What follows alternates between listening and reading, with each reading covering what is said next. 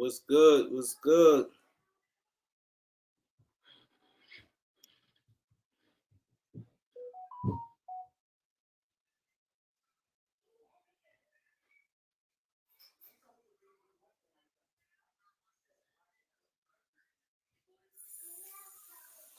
Let's get the likes up, people. What's good?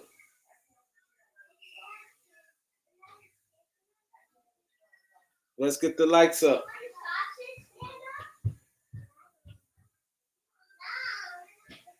Let's get the likes up, people.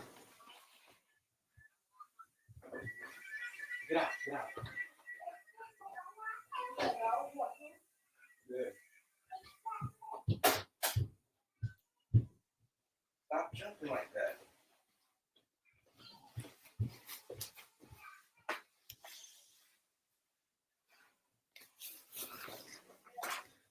We got my boy Tom, Albuquerque, Turkey, W. My boy Steven is in the building. Let's get the likes up. Tonight gonna be crazy. Gonna be a crazy night, man. Gonna be a crazy night.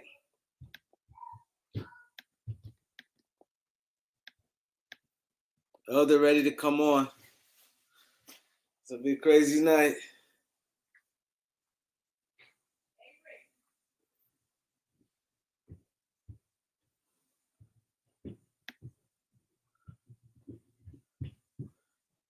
We got Eric Kwan. We got Eric Dotson. We got who else? We got Elite. We got I am Green Oz in the building. Jay Lord is in the building. Sean Family is in the building. Gregory Brown is in the building.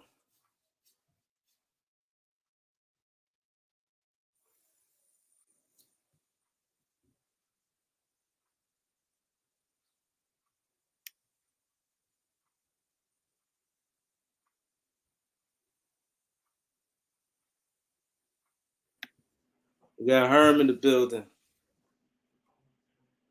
Just let me know. What happened? Talking to my wife.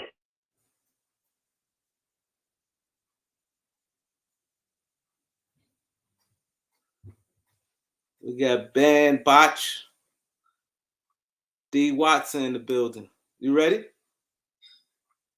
We got Mel Grant, P. Rose. Let's get the likes up, people. Let's get the likes up.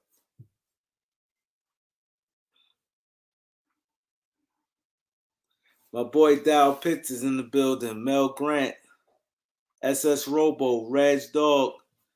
Salute to Reg Dog TV. He doing big things over there. Salute to Reg Dog. Go subscribe to Reg Dog TV. We got Raymond Benjamin. He said the Lakers do need the Indiana trade to get Miles Turner and Buddy Hill. I don't think it's for both now. Zay 26 is in the building. I don't think it's for both. I think it's just for cause I think Miles Turner going to Phoenix.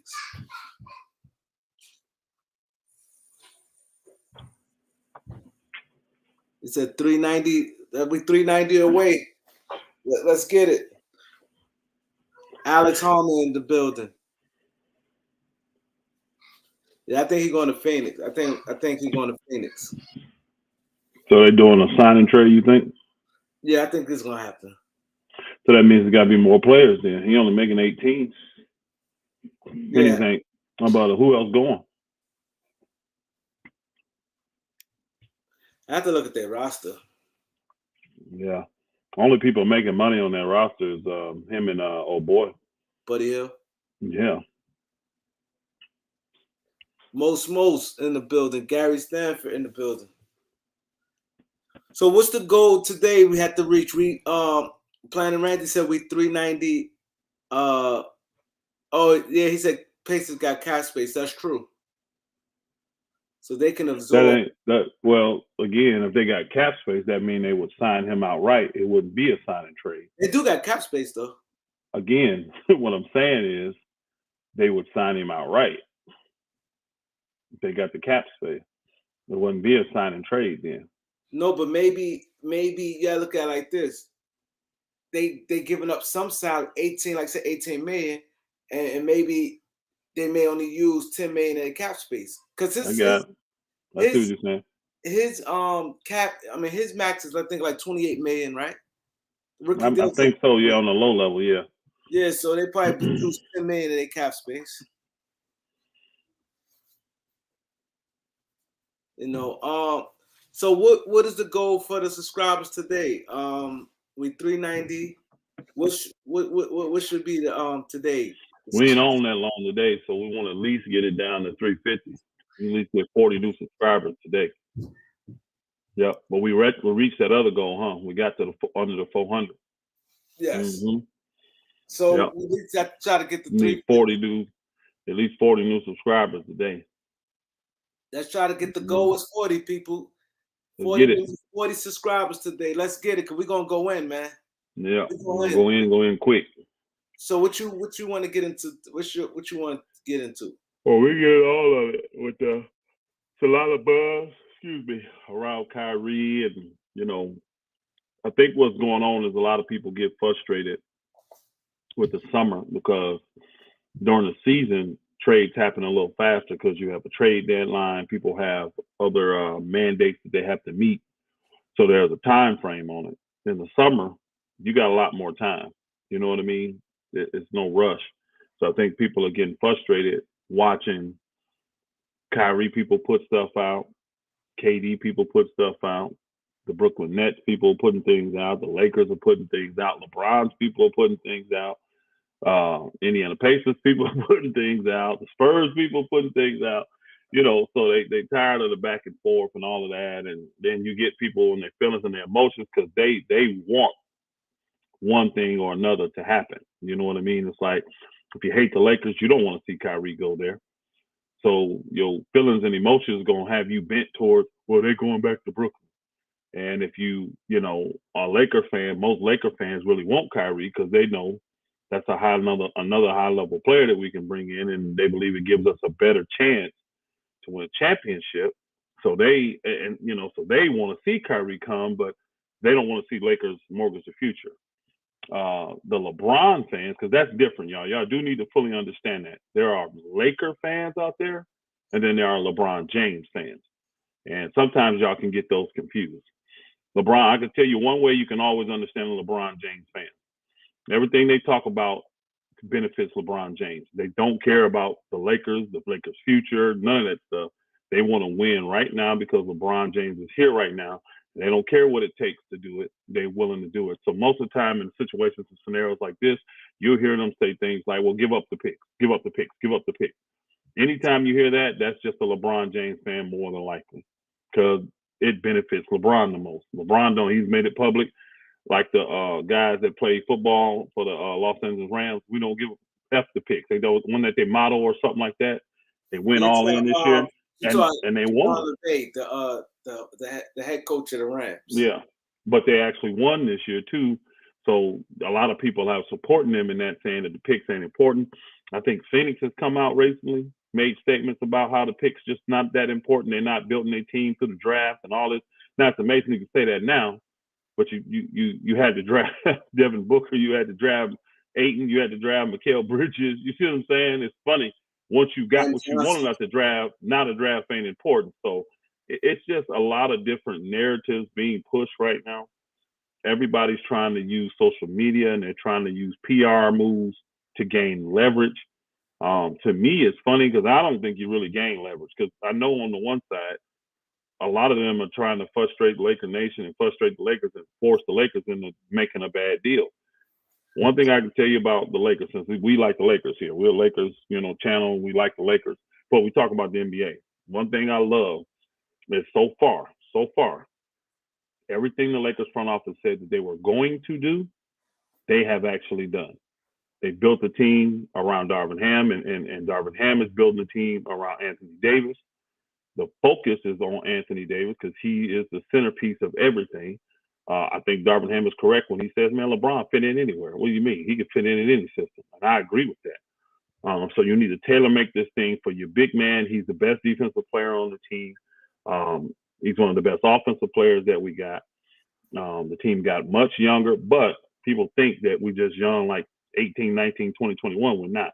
We got a lot of guys that's got 4, 5, 6, 7 years in the league.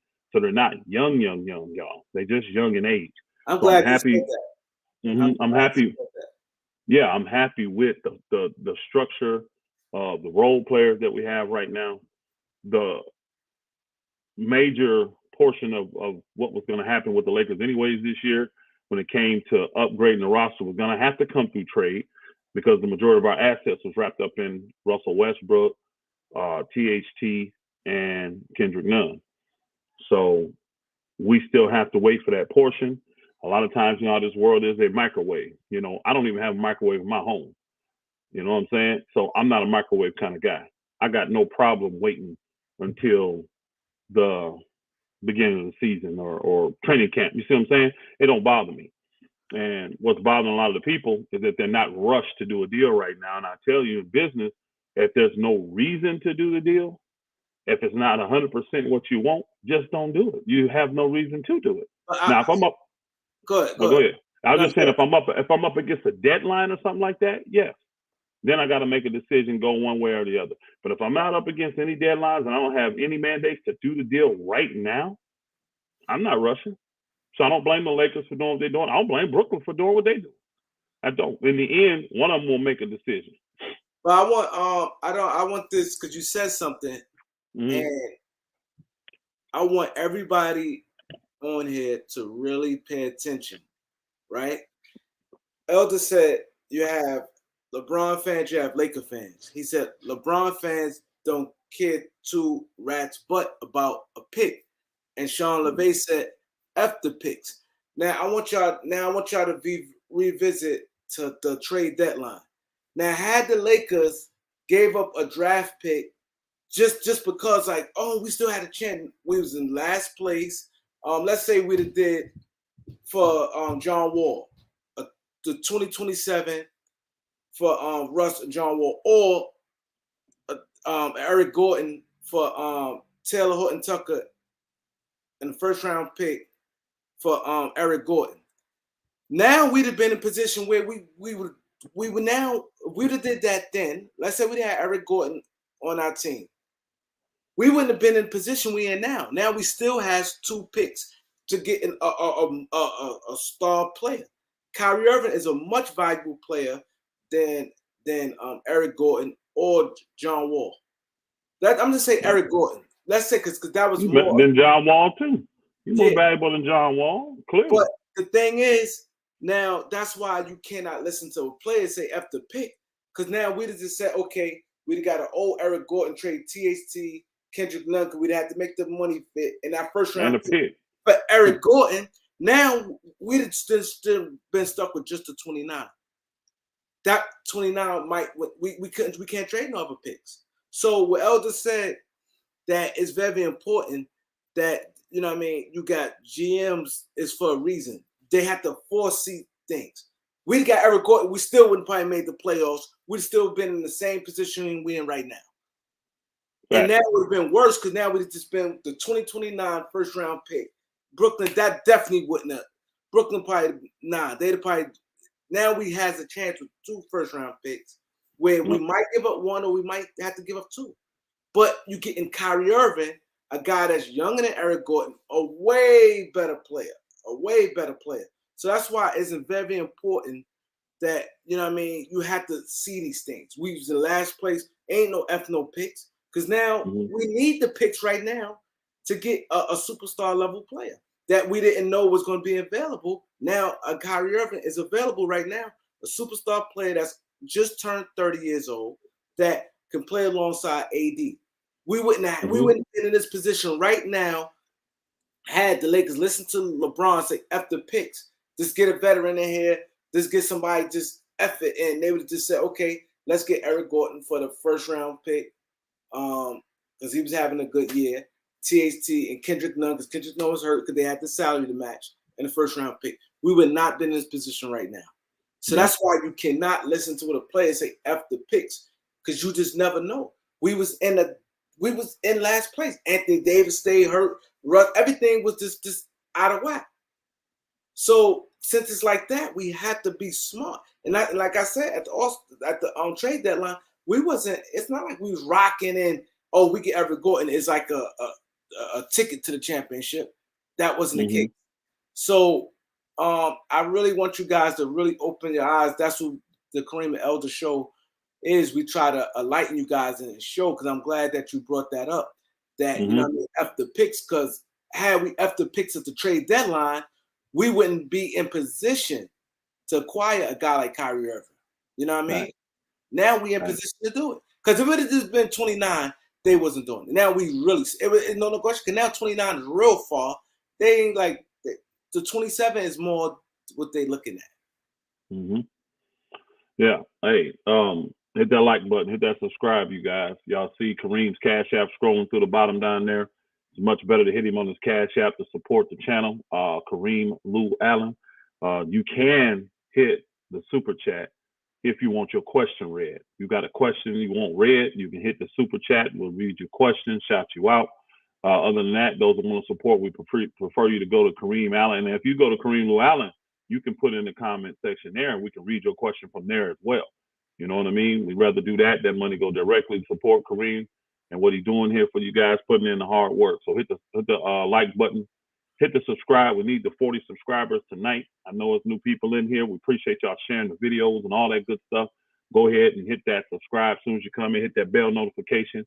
Shoot, I didn't even get my notification that Kareem was on live. If he didn't text me, I wouldn't have known he was on, man. I mean, so you got to do that stuff, man, to stay on top of YouTube and these algorithms and stuff.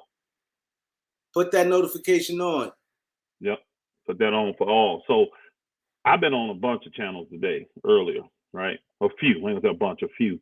And I've been giving my take on what I believe personally the Lakers should do. And because the Lakers have made it known, because this is a misconception. People think the Lakers don't want to trade the picks. It's not that the Lakers don't have a problem trading the picks. There has to be something worthy of those picks going out, though. They're not trading the picks just to move Russell Westbrook. There's a difference, you guys. Like what Houston was trying to do. Well, Westbrook is a better player than John Wall, easily. So how is it I got to give you a pick just to do a trade? You know what I'm saying? That's them trying to police the Lakers. So that should have been an easy, straight-up trade, no picks, no nothing involved. But Houston did what they did, and the league came in, and you see, forced them boogers to buy John Wall out this year. Now, John Wall didn't lose no money because he got it all back for what he made off the Clippers. So he didn't lose no money, which is good for him. But I've been telling people all day that, to me, because of what the Lakers have said, I would actually go ahead, solidify the deal with Indiana. Indiana already know they second in line. They know this. Now, Indiana working their own deals too. But if the Indiana deal is legit, right? The Miles Turner, the Buddy Hield, that's legit. I'm solidifying that with Indiana, and I'm telling them I'm going to give Brooklyn a day, two, whatever, to make their mind up. If not, we're going with your deal. And then I go to Brooklyn, and I let Brooklyn know I'm on the timeline with Indiana. Need you to make this decision in the day. You may make it now. You may already have your answer. But Joe Harris is off the table for us. We're not bringing back an injured guy that cost us to spend $50 million more to take his contract in overall. We're not doing that. So what we're going to do, our best foot forward, is Russell Westbrook, and we will give you the 2 picks, and they will be totally unprotected. All right? Because that's what you want. We'll give you that. But what you are going to have to give us in return is going to have to be Kyrie Irving, and we're going to have to get Steph Curry. Now, there'll be about $2 million in there, $2 to $3 million that you got to, eat on your end. But if you want to bring us a low-level player that's making minimum to eat that up so you don't have to carry that, no problem.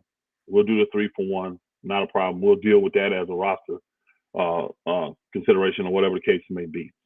But that is our best deal moving forward. We're not doing any extra picks, no second picks, no nothing, and we're not discussing Joe Harris. He is not on the table for us.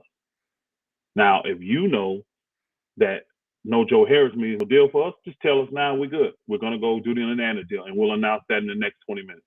Not a problem. But if you need time to think about it, you need time to go back, talk to somebody, go ahead and do that. But this is our best deal forward, or we're moving on. I And like Brooklyn that. may say, hey, you know what? Joe Harris got to be in consideration, or we can't talk. No problem. We I like appreciate it. that. We For appreciate sure, it. right? Yeah. And the reason I do that, and if Brooklyn says no, I instantly go and do the Indiana deal. Now, the Indiana deal would bring us Miles Turner, who is a stretch 5, runs the floor like a gazelle, shoots the 3, blocks everything, led the league in blocks this year. So that solidifies our center position big time, right? Gives us flexibility what we want to do with other people, right? Or keep them. Secondly, we get shooting because we said we're missing shooting. A lot of people don't realize that Buddy Hield playing for a bad team was playing pretty inconsistent, shooting pretty bad. But go look at what Buddy Hield did for Indiana. When he got to Indiana and was playing with 2 good guards, stuff like that, Buddy Hield's shooting percentage went way up. He was extremely, much more productive, I should say, for Indiana. And his scoring even went up. He got really close to 20 points, like high 18, 18.7, 18.9, something like that. So I think with our players, we'll get a much better productive and efficient shooting Buddy Hield. So we solidify the shooting, and he's 6'5". So you can kind of consider him a wing, 3-and-D type of dude if you want. If you want to play D, everybody gonna play D for Darvin Ham. So we solidify 2 things that this team really, really needs, right? And we really make our depth even better, right? And by doing this, there's 2 other benefits. One, financially. Buddy Hield makes 22. Turner makes 18. You do the math on it, it's only 40, y'all. Russell Westbrook makes 47. Indiana, with their cap space, will be eating about $7 million. They can afford to do that. Now, everybody that knows how picks go, whenever you eat salary for someone, that requires a first-round pick. So that's us justifying giving up one of the first-round picks, right? Now, Buddy Hield's kind of been a bench player and all that. I don't think he's worthy of a first-round pick. I don't care that he makes $22 million, all that. I don't think he's worthy of one. But Turner is definitely, when you lead the league in blocks, all that, he's worthy of it. So now we've justified giving up our 2 first-round picks, all right? Turner's on the last year of a deal. We had an option to re-sign him, extend him. You see what I'm saying? If it don't work out, see ya, homie. You see what I'm saying? We got a lot of options by doing that. Now, Buddy, we stuck with for a couple of years, but Buddy's what we want. We want some shooting. You know what I mean? Now we got even more depth. We got Lonnie Walker. People forget. This is the other part. I said it was 2 things that benefit. We still keep THT and Nunn in that deal, y'all. So now we have flexibility that way. Now we got a bunch of second-round picks that if we really, truly want to get down to nitty-gritty and say, well, we still need to upgrade at a position, we can use THT, we can use Nunn, and our second-round pick to try to go solidify another person. If I'm the Lakers, though, what I would do if I got guard heavy and I still needed a wing, I would go and send Kendrick Nunn over to the Knicks, because the Knicks signed old boy, but they really could use a backup point guard, because Quickly's really not the point guard. I mean, he plays because he's smaller, but he's a scoring guard. They need a backup point guard. So I send Kendrick Nunn to them, and him and old boy make about the same amount of money. So I could send him, and then I would incentivize the Knicks, because the Knicks did give up a first-round pick for Cam Reddish. They did give up a first-round pick. I'm not giving them a first-round pick because Cam Reddish hadn't proven himself to be worth that. But I would send Nunn over there because that fills a need they got with a backup point guard, and I'll give them a second-round pick for it. I would do that and give me Cam Reddish back. Now I got a 6'8" guy that can stroke it, 3-and-D. Hopefully he develops better under Darvin Ham than he has under all the coaches he's had in Atlanta and in New York. Because we got room for him. We got minutes for him at the 3. You see what I'm saying? It's going to give him consistency. Now, it's not 30 minutes a game, but he can get anywhere, depending on how he's playing, anywhere from 15 to 25 minutes a game, depending on how he's playing at the 3 position. Because, again, Darvin Ham's system, he don't play the superstars 35, 37 minutes a game, y'all. He play them anywhere from 28 to 32. That's it. So they're not playing a lot. Yeah. Give me some water, please. Thank you. And so he don't play them a lot. So that's what I would do. And then here's the other last part of it, and then I'll let you rock with this, Kareem. We still have a very good chance of getting Kyrie, y'all. Because now you put pressure on Brooklyn. We done. We out. We ain't a trade partner for Kyrie. Let's see if other teams step up now and say, oh, Lakers out, we'll take him. But they're going to try to fleece Brooklyn because Kyrie's a problem. But people forget, he makes $37 million. What team wants to give up $37 million of assets to take on Kyrie, knowing that he's only going to be a 1-year rental. I don't think there's going to be a market for Kyrie, just like it's not now. I wouldn't bid against myself if I'm the Lakers. So either they comply or I bounce and do the other deal and make my team better.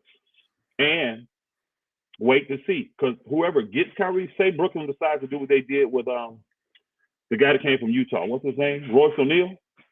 They spent the first round pick to get him, right? Yeah. Well, spend one of the last few first round picks you got to get rid of Kyrie, because that's probably what they're gonna end up doing. People say, "Well, just bring him back." I'm telling y'all, gotta know basketball. Ain't no way Kyrie going back. And ain't no way they want him to come back. So they'll spend the pick, get rid of Kyrie, or somebody will step up and take a trade for him, which I don't know. I mean, only time somebody gonna do a trade is if they're trying to get rid of a disgruntled player, like Philly. I can see Philly do it, y'all. Do you know why? They've been talking about Kyrie, but they really want to come off of old boy's salary. What's his name? Tobias Harris. They may send Tobias Harris there, and they may take that. Tobias because he's on an expiring deal. I can see. So then he goes there as a rental, and we'll see how that works out. The worst case scenario for us would be Kyrie comes next year. But that way, when I go before LeBron, I can say as a Laker front office, what you want me to do? I tried. I offered the 2 picks. What else could I do? I offered the 2 picks. What else could I do? You know? And Kyrie the same. You know, if Kyrie gets offended, hey, that's on Kyrie. But I don't think he would. I mean, I offered everything I could to get you, bro. They wanted to play hardball. We ain't had time to play hardball. We really trying to win a championship. And then what I'm showing Laker Nation is that I'm structuring this team around my coach and my star player in Anthony Davis, and our future player, I should say, in Anthony Davis, and not around LeBron. But that team would look more like the team that we won a championship with than bringing in Kyrie. That's true. It would look more like. That's why I would do that. That's why I would go that route. I could tell you put a lot of thought into that because, like you said, it do look more like it with Turner and Buddy Hill, like the KCPs and then Lonnie Walkers. So I definitely get where you at right there. So and I definitely like the strategy because it's time right now. Stop the goose. Listen, we putting everything on the table. The 2 first-round picks. We leaving it unprotected, and we Joe Harris off the table. We ain't dealing with no injury players, and this is what it is. The deal ain't going to change. The deal is not going to get no better. We're not throwing in no second-round picks. Nope. And also, we're not waiting for no Kevin Durant. Nope. We're not waiting. We got a timeline. In the end, it's still a lot of free agents out there. It's still right now a lot of free agents out there right now. I don't know how much they moved the needle. Oh, I forgot one important part. During the Indiana deal, I think I said it, but I don't think I finished it. You're going to save the Lakers $21 million because Indiana eats up $7 million of salary, but the Lakers are a tax-paying team. So if you got $7 million in tax, since we were Peter, that means we can have a $14 million tax bill for that $7 million. So you do the 7, 14, that's $21 million of real money the Lakers is not going to have to pay out. Now, they still tax.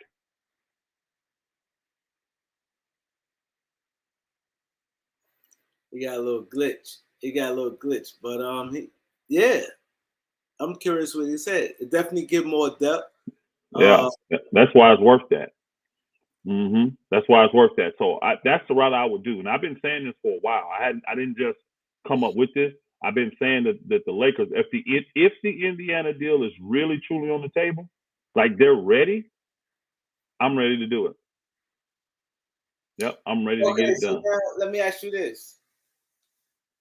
You went into free agency. You told Damon Jones, yo, it's minutes here for you. It's minutes here. You might start, but if you come to the bench, it's minutes here.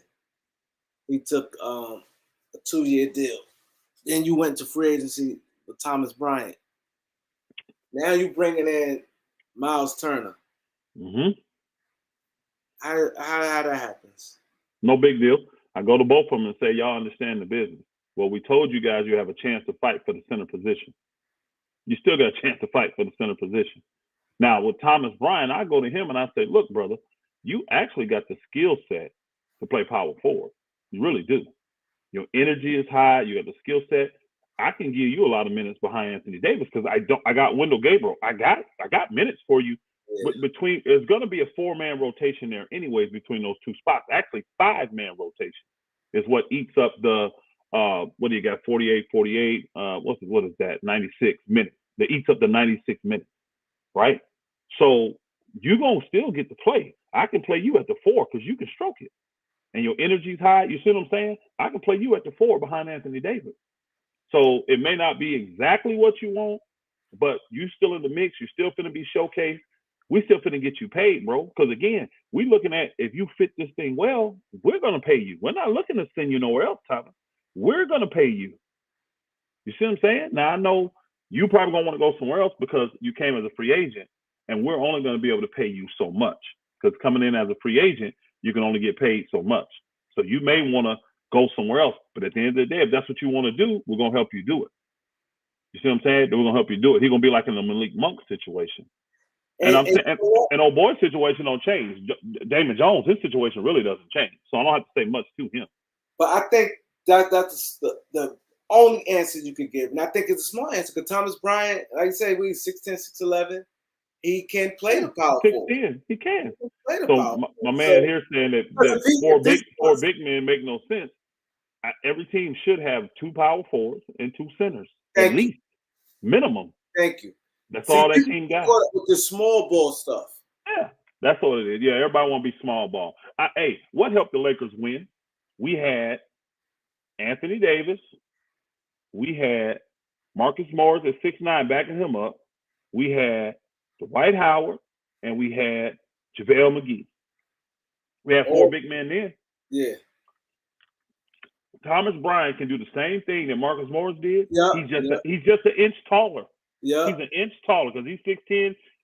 What's the name was 6'9". What's the difference? Yeah. You're right. I don't get it.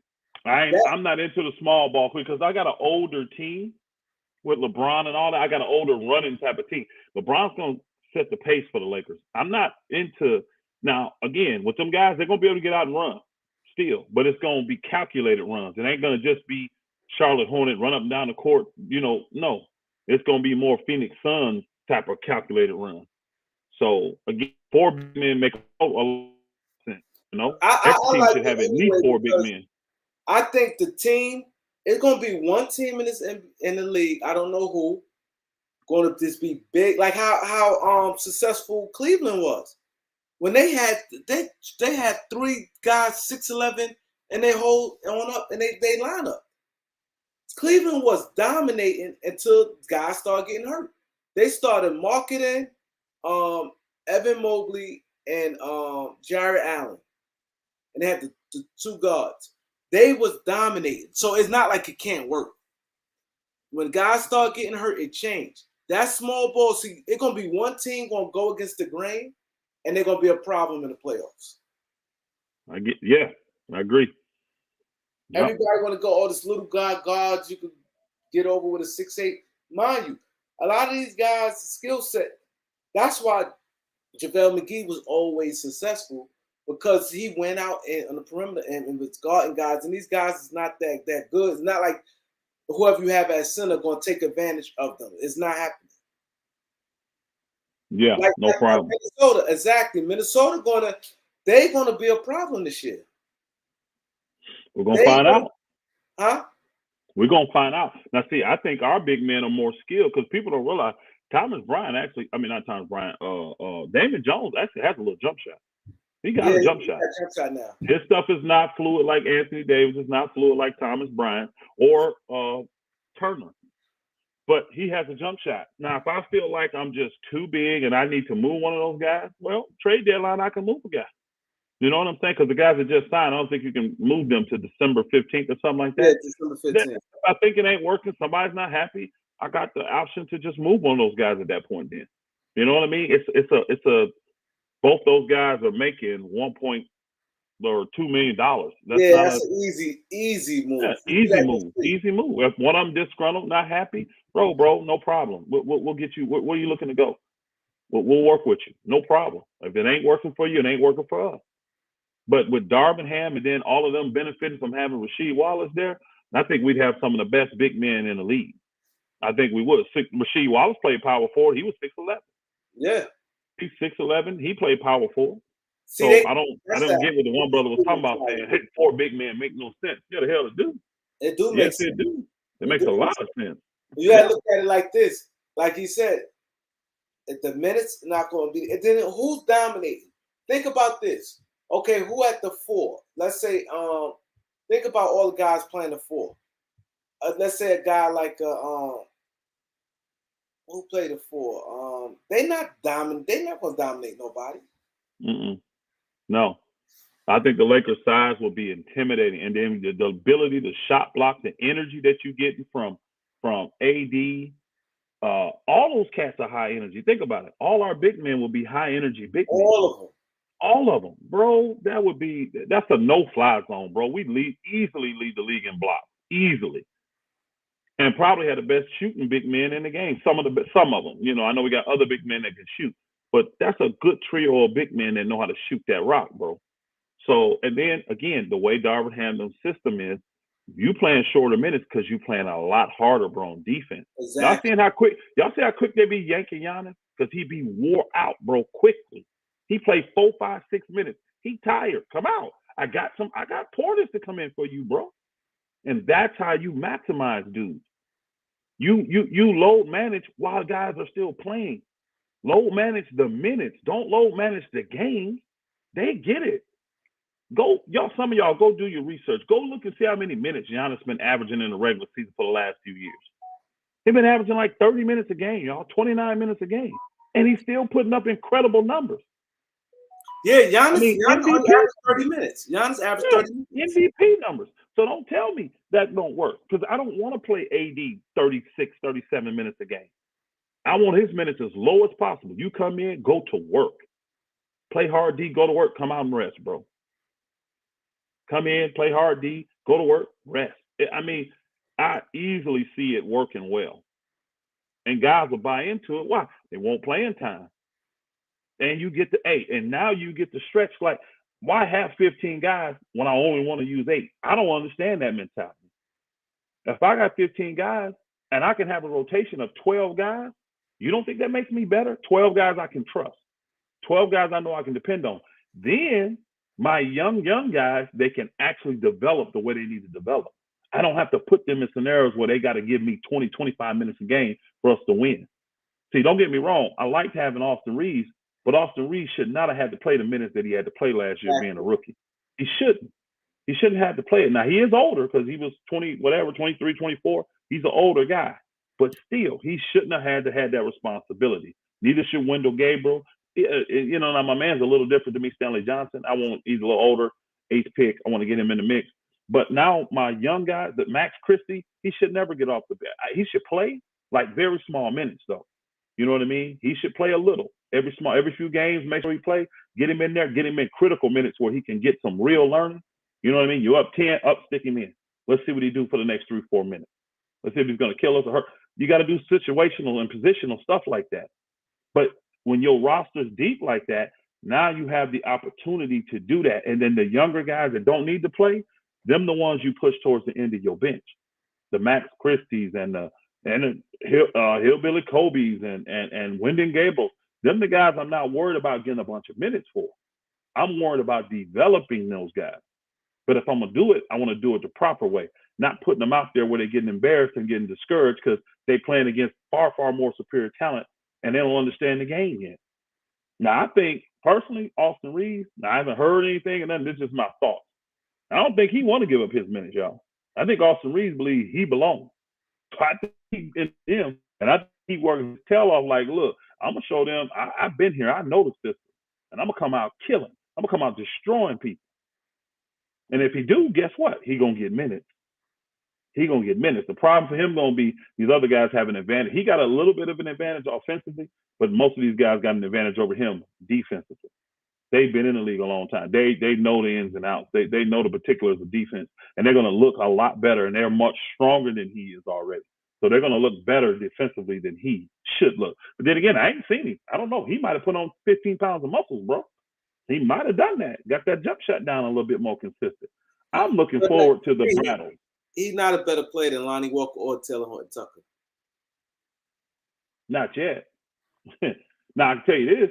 But they getting better too. Hey, he got a super good IQ though. One thing I'm very impressed with. I know you're not a big Austin Reeves fan. You don't care that much for him, but his No, I IQ is give him off the credit chart. where credit due. He got good IQ. I give him credit where credit's due.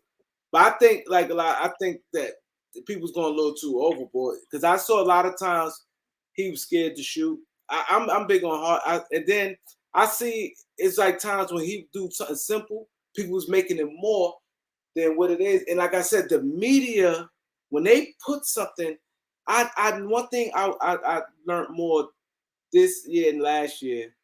Mm-hmm.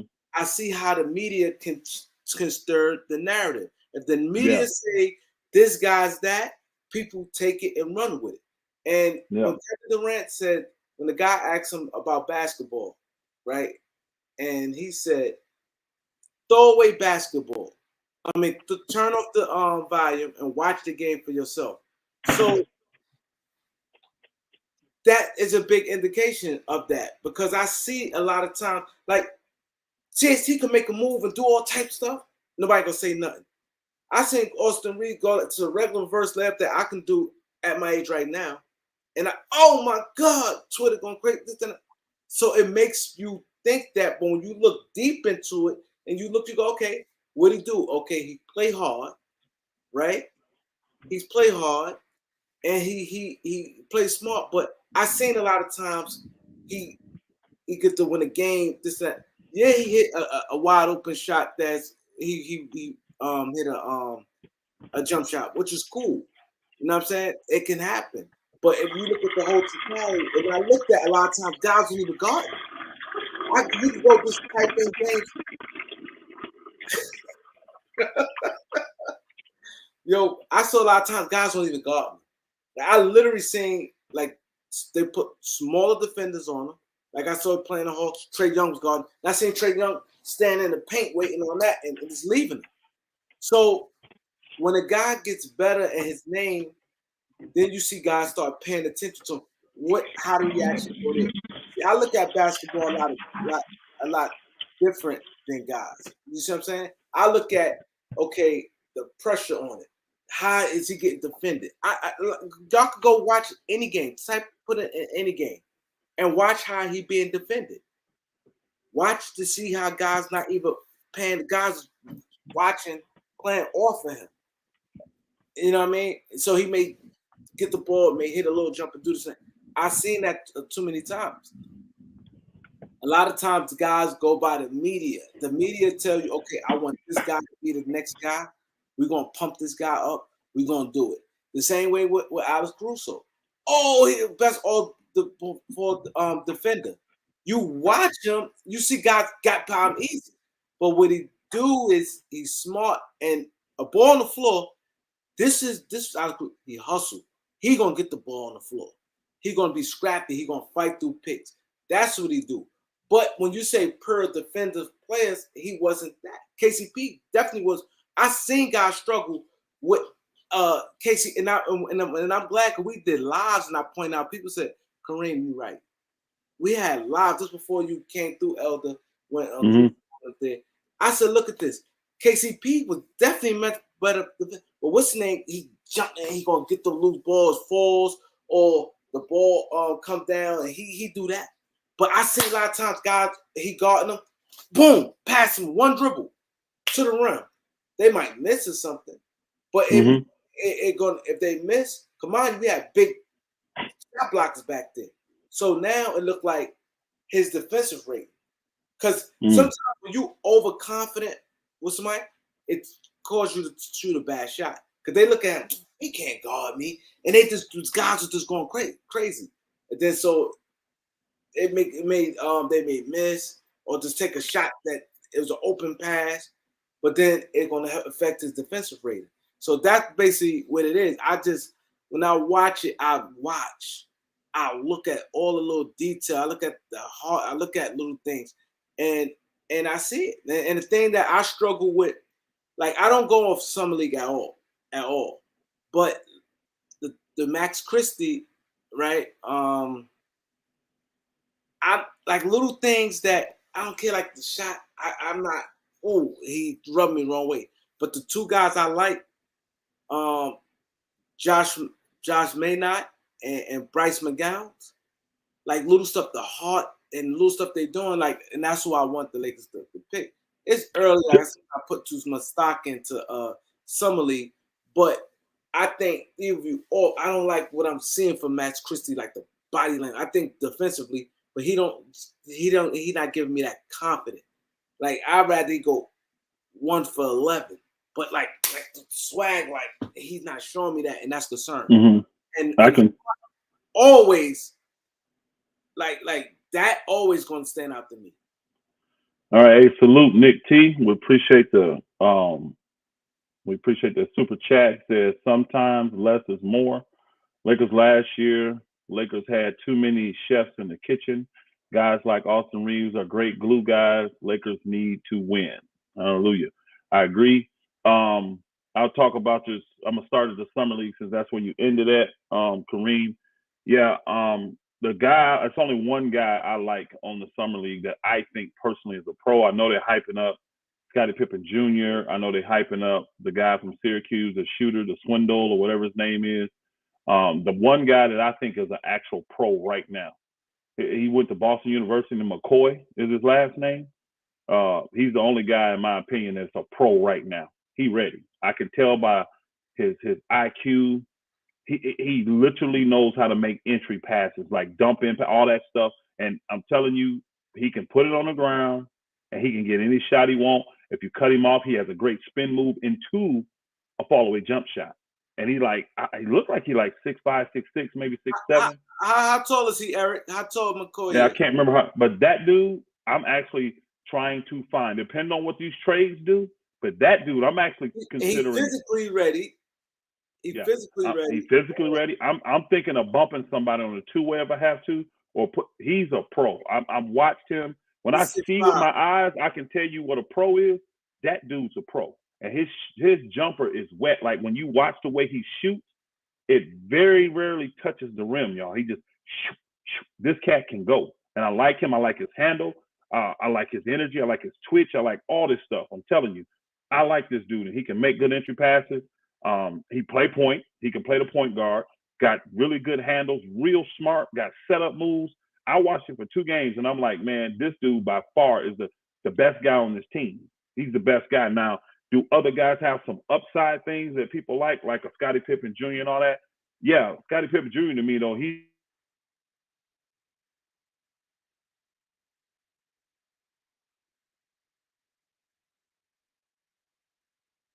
is frozen. He will shoot, but I don't think Scottie Pippen Jr. is ready for the league just yet. And then the Swindle dude, he can shoot it. Don't get me wrong, but to me, it takes him a minute to get that shot off. You know what I mean? He's not just he's not a quick leash withdrawal guy for me. He's pulling it from here, getting it all the way up. And he is a parking cone when it comes to defense. That brother's horrible. I mean, horrible. They already going at him in the summer league. Like whenever he was in front, it didn't matter who had the ball on the other team. They attacked him instantly, and most of the time they scored. So he can't play defense on the NBA level yet. He got the heart. He got to get stronger. He got to get smarter, and he's kind of slow.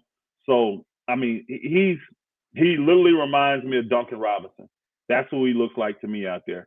Yeah. Duncan Robinson. But Duncan Robinson will give a better effort defensively, even though he get cooked all the time too. This dude defense is atrocious. There's no way I could see him being in the NBA game. Unless you're just doing some trick stuff, spot up, get a quick 3.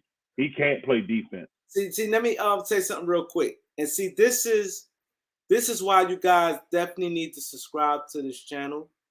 You need to support the Kareem and Elder show. This is why you need to do that. Because this go back to what I just said. It's what the media want. Now, Elder looked at McCoy and he identified with, after he looked as a whole, being open-minded and said he likes McCoy.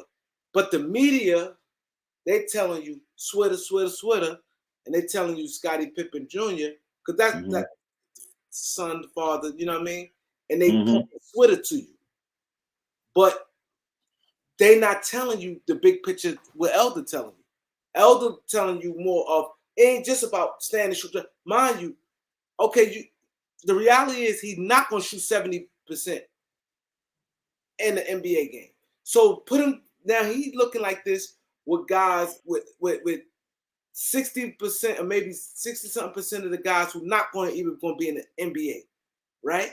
60% of them that he playing against not going to be in the NBA. You may have one or two players on each team that may be on NBA roster. So you know that 70%, he looking like how he look now. He averaging like 12, 13 points in the summer league, shooting 70%. So now you put in the fact that he not. So how about that 70 goes to 40, which is still a good 3-point shooter? How he look. But then not only that, he said the release is slow. And then the NBA defenders is different. Like first thing college players said, I couldn't believe the speed of the game. That's the first thing they say. I can't believe the speed of the game. So now it just changed it. And then mind you, the moment. Now it's easy to shoot where it don't mean anything. When you get that pass from LeBron and LeBron wants you to make it and you don't miss, you miss it, he give you that look. It's different. It's different. Like I said, when the last game, people like, oh, my last game of the season. You see how, look at the last game of the season. I'm not keep pointing out Austin Reeves, but I'm just show you his body language. The last game of the season, go watch that tape and go watch any game in January. Type in a game in January. Just watch how he, because it didn't mean anything. So that matters degree of difficulty when you plan under. So you have to judge a player. I'd rather get a idea of a guy that's in January when the game mattered. Then the last game of the season, it didn't matter. You know you was gonna play 40 minutes, and everybody, it didn't matter. It's a big difference. It's a difference with anything. That's even like spending money, anything. When something on the line, right now we sitting there watch Wheel of Fortune. I could sit there and blow out. The word is this. No money on the line. But when that money comes out, it's different. Like people say, family. I could be there. What's has 4 legs? You know what I'm saying? But that pressure comes, you start thinking. So the point I'm making is elder scouting, like I said, what he did, he's scouting different than he not pushing no narrative. They pushing Scottie Pippen and the swindle dude. Swindler or whatever, yeah. They pushing them for their reasons, right? Now they say nothing. You hear nothing about McCoy. I'm be honest. I really don't know anything about McCoy. I'm just be totally honest. You know what I'm saying? But I'm seeing guys on here like Jamal Sullivan said he's remind him of Sean Livingston. I see a lot of guys liking this guy McCoy. A lot of guys like he's a mid-range killer. A lot of guys on here talking about him. Yeah. You know what I'm saying? He's good. If you're watching him, he's really, really good, and he's a pro. He has it like a pro. So to me, but the Lakers are kind of full at that position. We have a lot of guys that are 6'4", 6'5", play the 2 guard, small forward sometimes. You see what I'm saying? So that's the only thing, in my opinion, that may hurt him is that the Lakers just got a lot of guys like that. But we lost out last year on that. We needed wings last year. And the Lakers end up going with Austin Reeves, which I think was a good move. But I remember saying the same thing. I said, look, when I watched 2 games last year, y'all. 2 games. That's it. 2 summer league games. And I said, Trevelyan Queen is the best player we have on the Lakers Summer League last year. By far. I was like, this dude's a pro. And guess what? He ended up being the MVP of the, what's the name, if I'm not mistaken, he was the MVP of the All-Star game of the G League. And defensive player of the year. He just, hey y'all, when he got a contract with Philly this year, he got defensive player of the year too. Yeah. He won like every award in the G League. He dominated. But what he did too was when they signed him, he didn't get a minimum deal, y'all. I think they signed this cat to like a 2-year, $9 million deal. Yeah, I he think come off the gate with a $4 million, $5 million deal, y'all. He's that good. And I said that last year. I was like, this dude by far should be the guy that gets to make, because we kind of knew one person was going to make the roster. And when I watched him play, I said, Trevelyan Queen is the dude, bro. That cat can go. He's a pro. You can't tell me that. So watch how good he plays for Philly this year, y'all. But see, Because you're not paying him that money and not playing him. You know what I'm saying? He's gonna get out there. And they raving. If you look on Twitter, and I follow running back Philly, because I was, my son like Philly, and Philly, like growing up, that was like my second team, but I always like keep an eye on them. And they raving about this guy, everybody in Philly, and they should be, everybody going crazy. And like I said, he won all type, every award did it, and he dominated. And like you say, he killed in the summer league, but the Lakers already had their mind made up. Said we going with Austin Reeves, because if you look at he played well. Yeah, big shout out to my boy Big Sneed. Big Sneed, Reports and Entertainment in the building. Salute my brother. Hey, all y'all go subscribe to Big Sneed. Big Sneed there. Y'all see him now. Hit that link and subscribe to his channel. Salute my brother. Hey, Sneed bringing it, y'all. I think Sneed got 50 videos already, man. He just opened his channel up like a week ago. Yeah. He putting in the work. Y'all gotta go support my brother Big Sneed, Reports and Entertainment, man. I'm telling you, that brother putting in the work. Good stuff too. He mixing it up. I like what he's doing over there, man. Giving you something different. Like if you just want the information where you ain't got to go to Twitter and then you got to go to Instagram and then you got to go to Bleacher Report. You got to just go to Sneed channel. He gonna have all of it. He got all the updates for everybody. He got all the reports. You see what I'm saying? Go subscribe to his channel. Go subscribe to my boy's channel, Big Sneed. Good to see you here, brother. He said fix that audio. Yeah. You talking to you, Elder? I don't know. My audio off? Is my audio off? I can hear you. Y'all can hear you well. Who audio off? Oh, Denver extended KCP, huh? That somebody said he got a 2-year extension, $30 million. He said the audio's fine. They said the audio is fine. Oh, okay. Yeah, audio good. Yeah, somebody else they need to fix their stuff.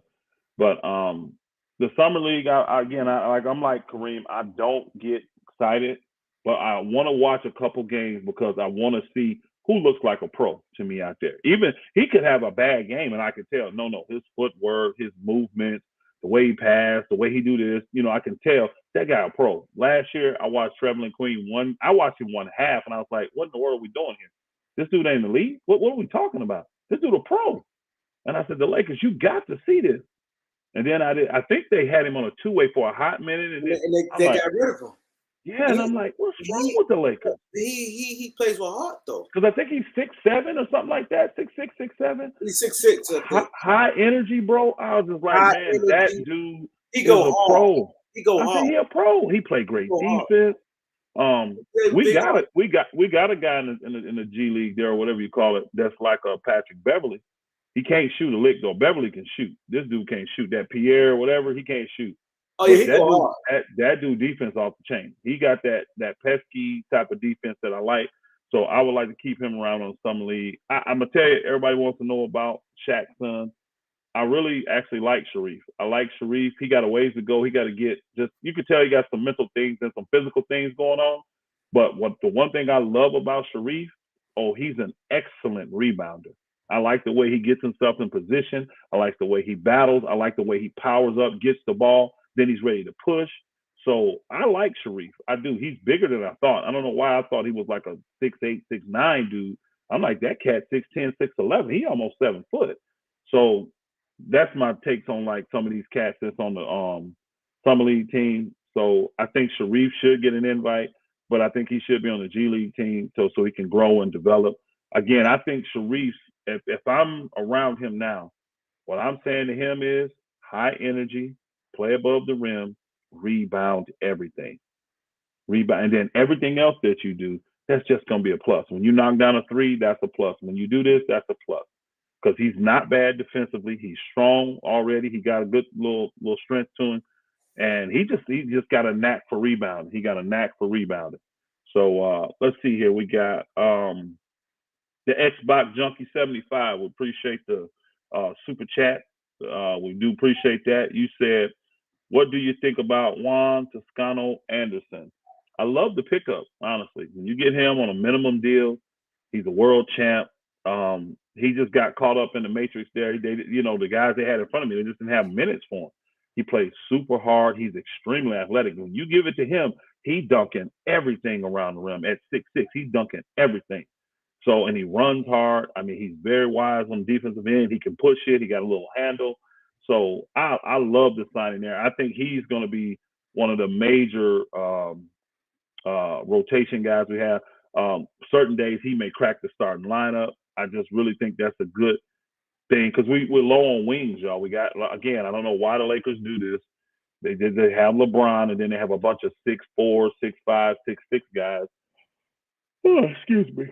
That go around him, and we just have a hard time bringing in 6'7", 6'8", 6'9" guys for some odd reason. I don't know why, but he can fit that mold because he's 6'6" with a 45-inch pop. Now he's playing bigger. And Toscano Anderson, to me, he plays bigger than his 6'6" frame. And the thing I love about this whole group, y'all, we got knocked last year for two major things. No energy, like we weren't giving no effort, and then our defense. These guys we got now, all of them are high energy. I read that already, Kareem.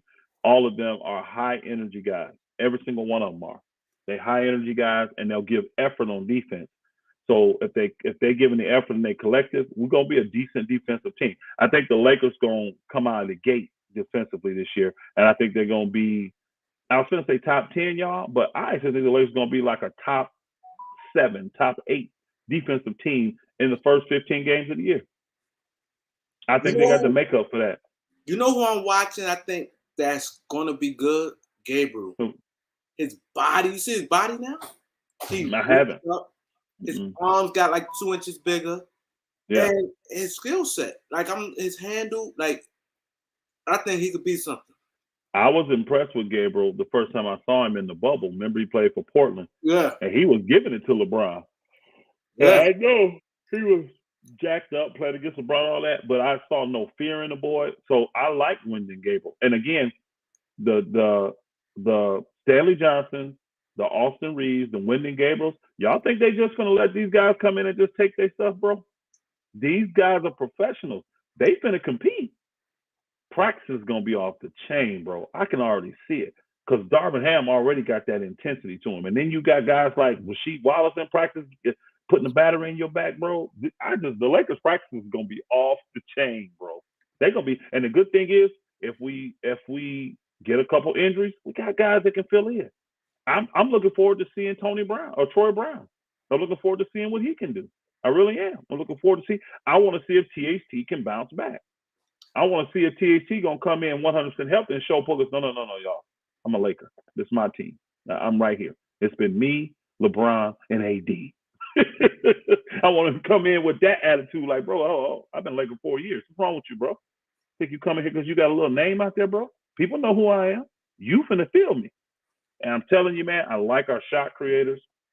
Do we need more shooting? Great. I got it. I actually care more about being able to create your own shot and get your shot off than shooting threes. I really do.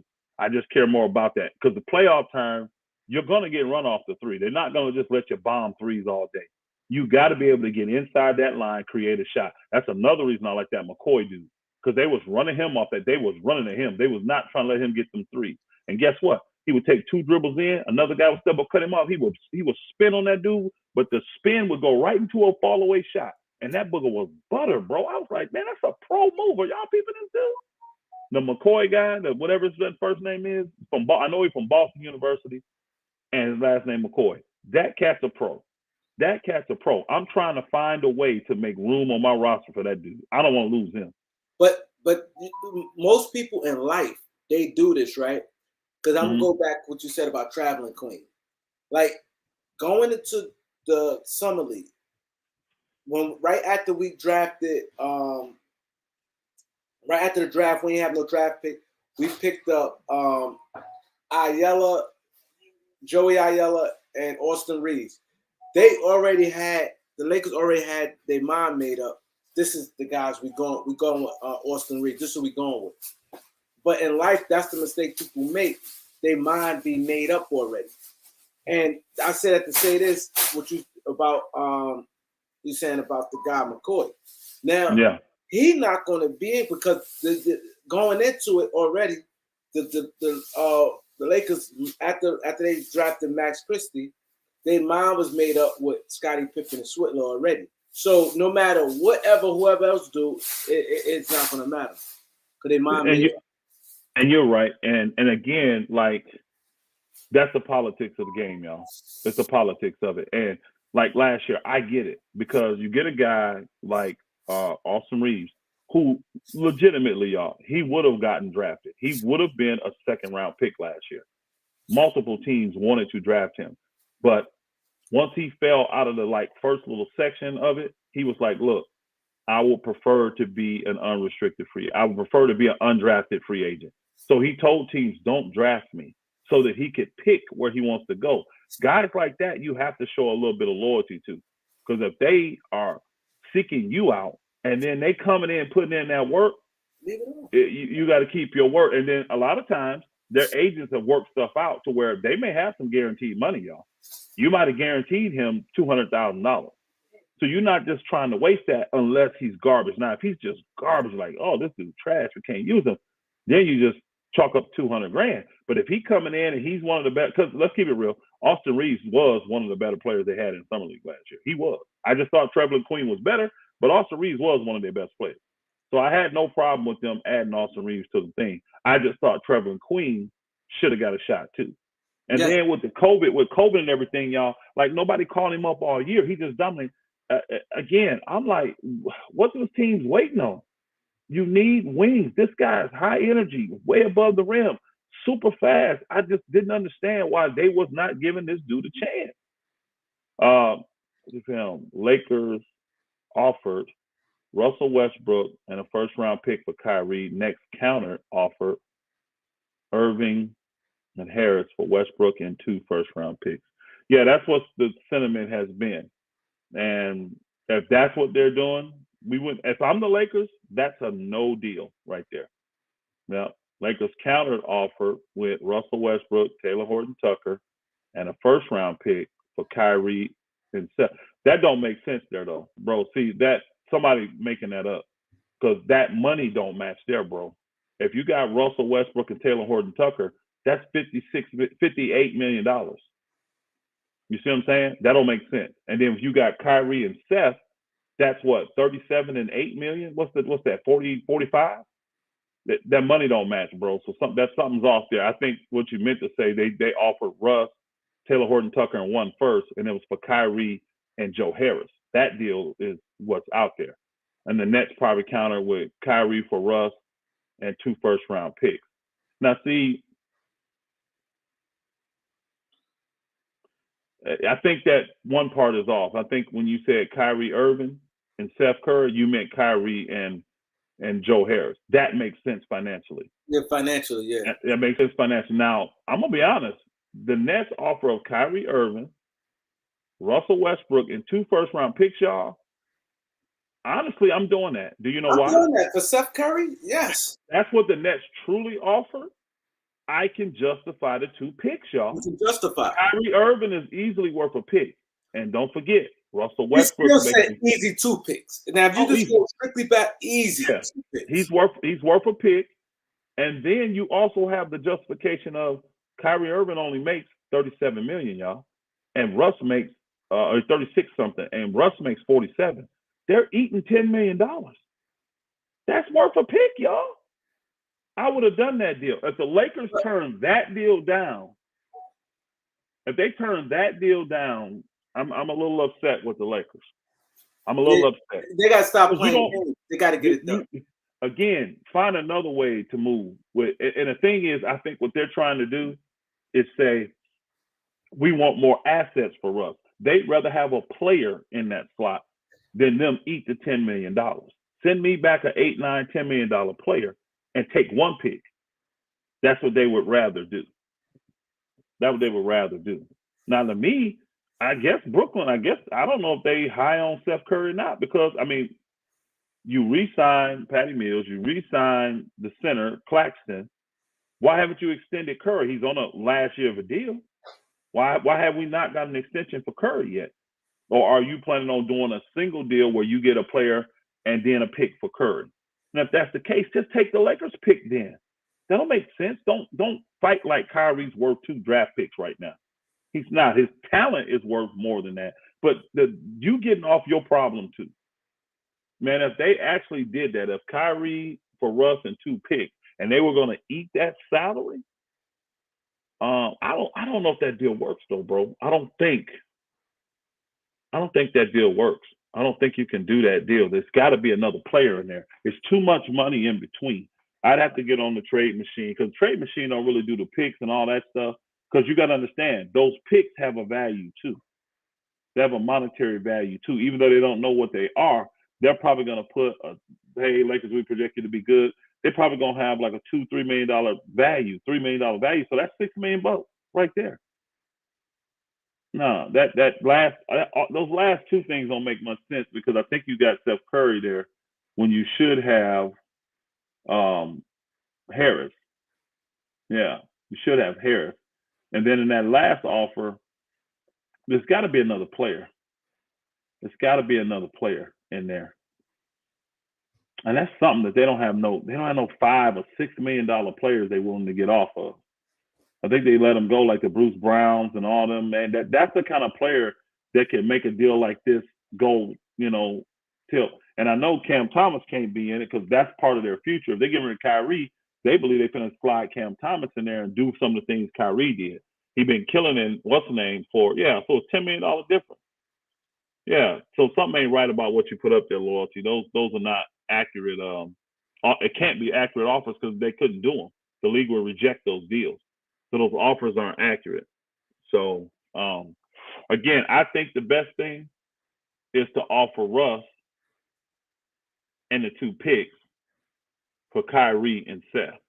That's the best thing. That's the best deal. That's the best deal. You want to throw a minor player in there to make up that little $2-3 million difference?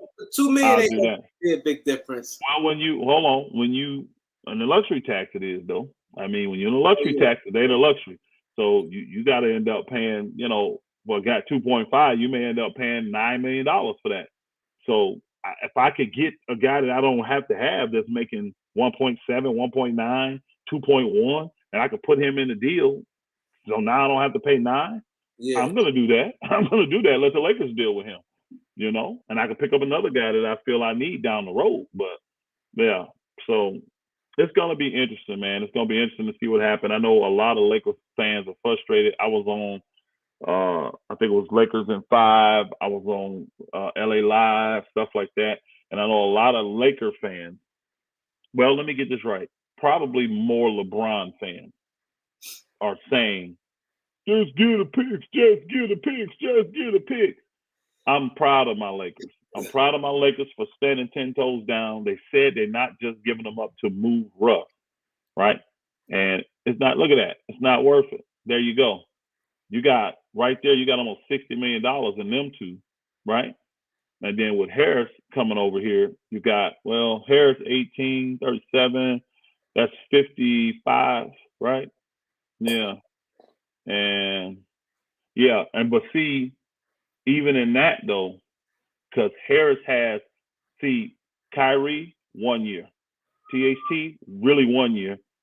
Russell Westbrook, I don't know what's WB. It should be RW. Thank you. Westbrook. Oh, I got yeah, Westbrook. I got you, brother. My bad. That deal works, but because of the extra that's coming on Joe Harris, that deal will cost the Lakers $50 million total over 2 years. Just to have Joe Harris on the team, what it's going to cost you in the tax for him. That's why the Lakers don't do that deal. And I'll be honest, I think the Lakers will consider it if Joe Harris was 100% healthy.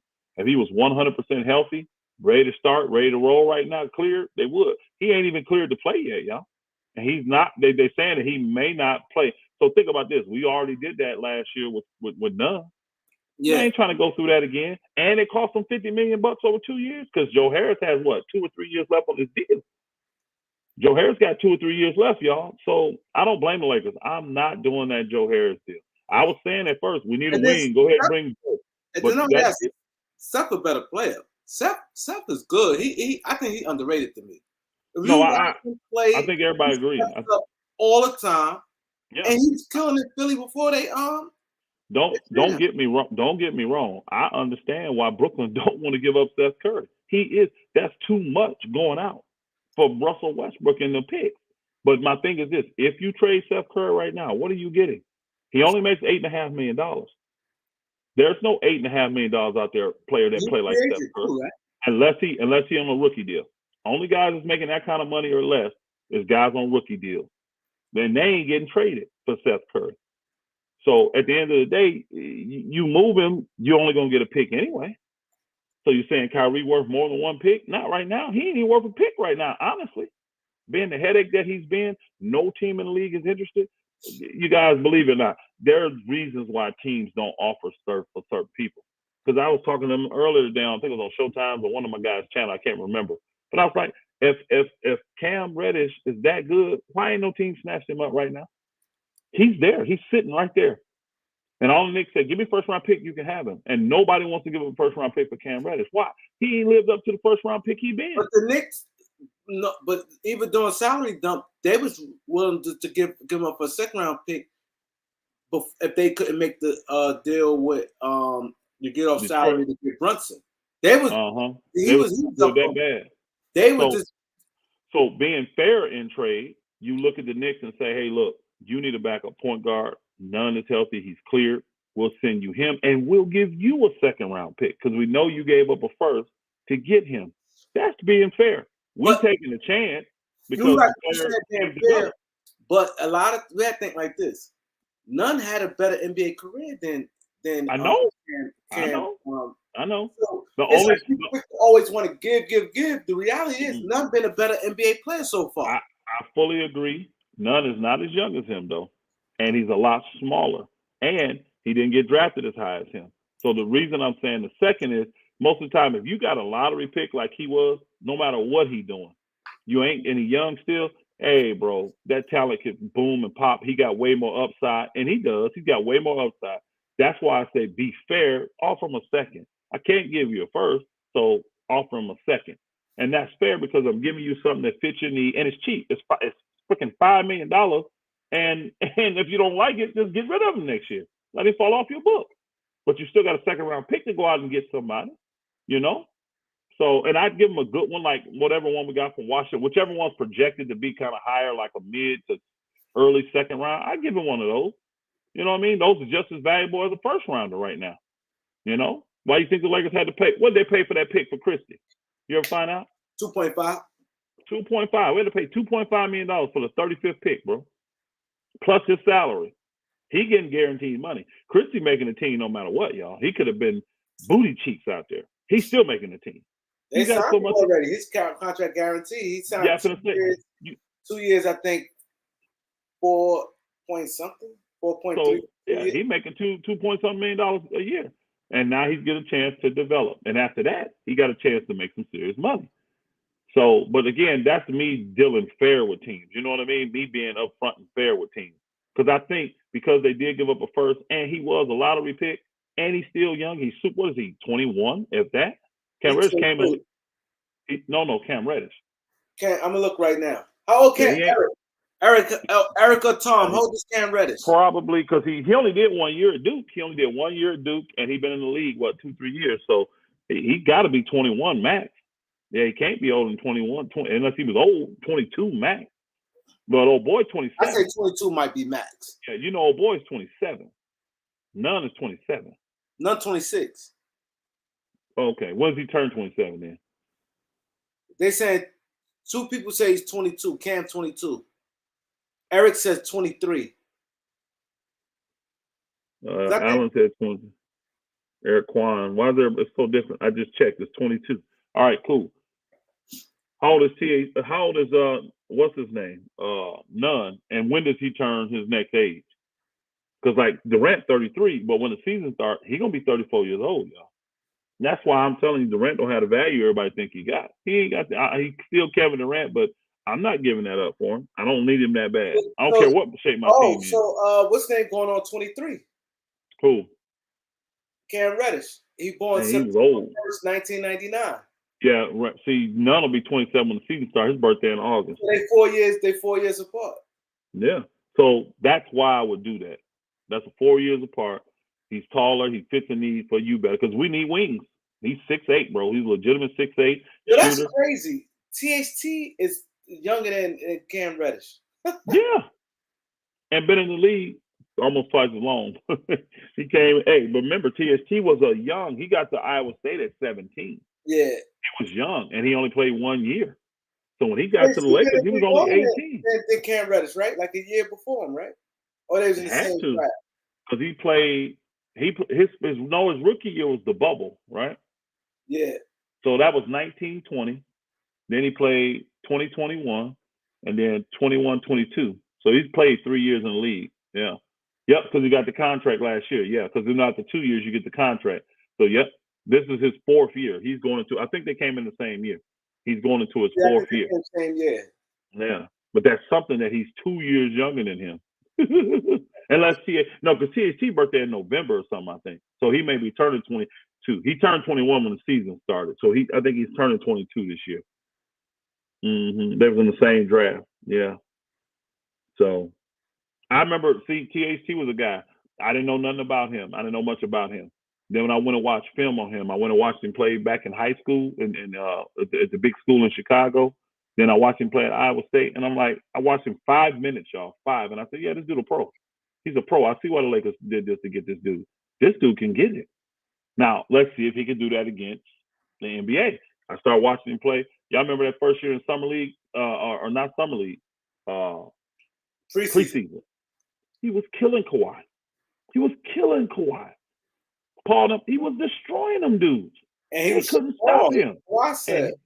And he was locking them. Man, I'm telling you, Kawhi was looking around like, who is this dude? Who is this cat? I'm telling you, bro, THT got serious upside, y'all. Oh, serious. Perfect. I want to ask you this. I'm glad that he brought it up because we talked about it earlier. Trevor Lane said THT for Patrick Beverley. Elder Rufus is the general manager for Los Angeles Lakers. Would you do that? Explain to no. people in the comment section, because I said I wouldn't do it. I said I wouldn't do it. For one, I'm not as high on Patrick Beverley as everybody else is. So I just want a dog defensively. I got a guy down here I could pay no money to and bring him up, that Pierre dude, to do that. You see what I'm saying? Now, he ain't Patrick Beverley. Patrick Beverley's a much better player than him. But I'm just saying, if I want because I'm getting Beverley for his defense, not his offense. Even though he can score, I think Beverley's I think he's underrated when it comes to scoring. I really do. He hit the big shots. He got the fit. I just not giving up. And then how old is Beverley? 30, 31, 34? That's what I was shocked. I said, wow. I'm not giving up a 21-year-old. But he came to the league a little later. Yeah, I'm not giving up a 21-year-old, 6'4", 7'1" wingspan guard who's been with my program for 4 years now. This is 4th year.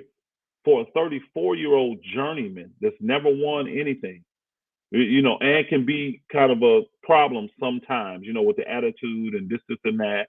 When you're on your team, you love him, but we got enough drama. And again, I don't see Patrick Beverley adding to us that much more to where I'm giving up on THT like that, because that's the Lakers eating salary again, bro. THT only makes 10.2. Beverly's making almost 14. So we'd have to give up our youth and eat more money? Nope. I'll keep THT. I knew you would break it down, like put the money. Yeah, the money matters. You got it, bro. Because either two things we have to do. Either we try to don't give another player up to add up, or we eating salary. So now we have to say, okay, now we have to give up Gabriel or Stanley or which will they take? One of those guys. Will Utah take? Will Utah take him back? This is Danny Ainge we're talking about too, y'all. We're talking about negotiating with Danny Ainge. There's 2 people in the league we don't want to negotiate with: the Spurs and Danny Ainge. We don't want to deal with them dudes. They don't want to deal with us. You see what I'm saying? I would not be touching this with a 10-foot pole. The only way I would be interested in Patrick Beverley is if he gets bought out or whatever the case may be. Because that's what they're doing now. They're trying to see who will trade for him. I don't believe a team is going to trade for Patrick Beverley. I don't think any team is going to trade for Patrick Beverley. So I would take my chances and let Patrick Beverley get bought out by Utah, which he would do, and then I would sign him down the road when they bought him up on the league minimum. That's the only way I'm getting Patrick Beverley on that team. He available for league minimum and he wants to come, I'm with it. I think he'd go back to the Clippers, though. I don't think he'd come to Philadelphia. You like him where? In Philadelphia. Well, depending on who they get, depending on who they got, yeah. But I can see him going a lot of other. I can see him going a lot of other places, and that's probably why the Lakers are looking to trade for him. That's why the Lakers are looking to trade for him, because that's probably the only way they can get him. I'm not giving up THT for Patrick Beverley, though. That's the thing. I was like, nah. Here's what the Lakers said. Here's what the Lakers said. Remember this, Kareem? Remember the Lakers said, if we give up THT, it's going to have to be for an all-star caliber, not an all-star, but somebody that could be like an all-star. That ain't Patrick Beverley. He's not an all-star caliber player. He's not. Ticket was saying he would trade a first for Patrick Beverley. He would. He loves Pat Beverley. He gets overboard on stuff like that. I'm not giving up no damn first on Patrick Beverley. He's 34 years old, and he bounces around from team to team for a reason, y'all. Now, here's the thing. What has Patrick Beverley won? See, if you could show me Patrick Beverley is the type that comes in and helps teams get the championships and win championships, stuff like that, I would consider it. But no, the teams he's been on, what have they done besides underachieve? Now, the one team they had in the Clipperville, they overachieved. You remember that 1 year before Kawhi and them came? Yeah. That team overachieved. Just making the playoffs was an accomplishment. So yeah, I kudos to them for that. But I'm not doing that. Now that deal right there won't work money wise, but I would love that. You have that to put none that had to be in that deal. No, you got to get more because he's making 23, 24. That still won't be enough. 24? 23, 20. He's in the 20s. Yeah. I think it's the last year of it though. Yeah. Hey, I hope y'all been hitting the subscribe. If you're in here and you have not subscribed to this channel, please do it. That's solid. Support my boy Kareem. We got a goal. I think we got a week left. We got to get the 5K subs, y'all. We got to get the 5K subs. Pass the videos around. Share the videos, man. Kareem working hard for y'all. He's putting in this work. Man, get like a day off a week. That's it. And then he getting in here putting his work in for y'all. So we had a goal for today to add 40 more subs. Hey, let us know where we at with that, Randy, when you get a chance. But also, we need to get the 5K subs. What's the date, Kareem? You want your birthday, 23rd? 23rd. That's next week, right? That's next Saturday. Yeah. So we got a little over a week to get into 5K subs. We can easily do that, y'all. Easily do that. I mean, I'd love to shock him and get him to 6K subs by then. It could happen. I promise you it can. But we're going to at least get the 5K subs by then. So, man, really appreciate the support, though. I've been just blessed watching y'all come in, chop it up with us, comment with us, send your questions in on the super chat with us, man. Bless my brother with the cash apps. I appreciate it, and this is how we should function. He putting in the work. This is entertainment for the evening, man. This is better than any movie you're gonna watch, bro. You know what I'm saying? This is more inside information you're gonna get from reading these other people's reports because they on the take. They are swayed in their opinions and thoughts. They have to be. They can't say the stuff they really think all the time because they're getting a paycheck. Well, we ain't getting a paycheck from them bullets. And even if I did, they would know that I'm gonna say what I'm gonna say. You can't buy me, bro. I'm not available for purchase. I'm really not. I've been purchased already by the blood of Jesus. So I'm good. All right. So I'm gonna say what I believe. And again, some stuff right, some stuff wrong, some stuff indifferent. These trade things, all of it is up in the air. But appreciate everybody that's been subscribing. Appreciate everybody sending money to the Cash App. KAREEMLOUALLEN is the Cash App there. And appreciate everybody sending your questions to the super chat. All right. You got a question, send it in the super chat. We'll read it. Send the super chat. Or like he said, the Cash App, I'll definitely read it. Yep. This worked. The trade worked. I did THT,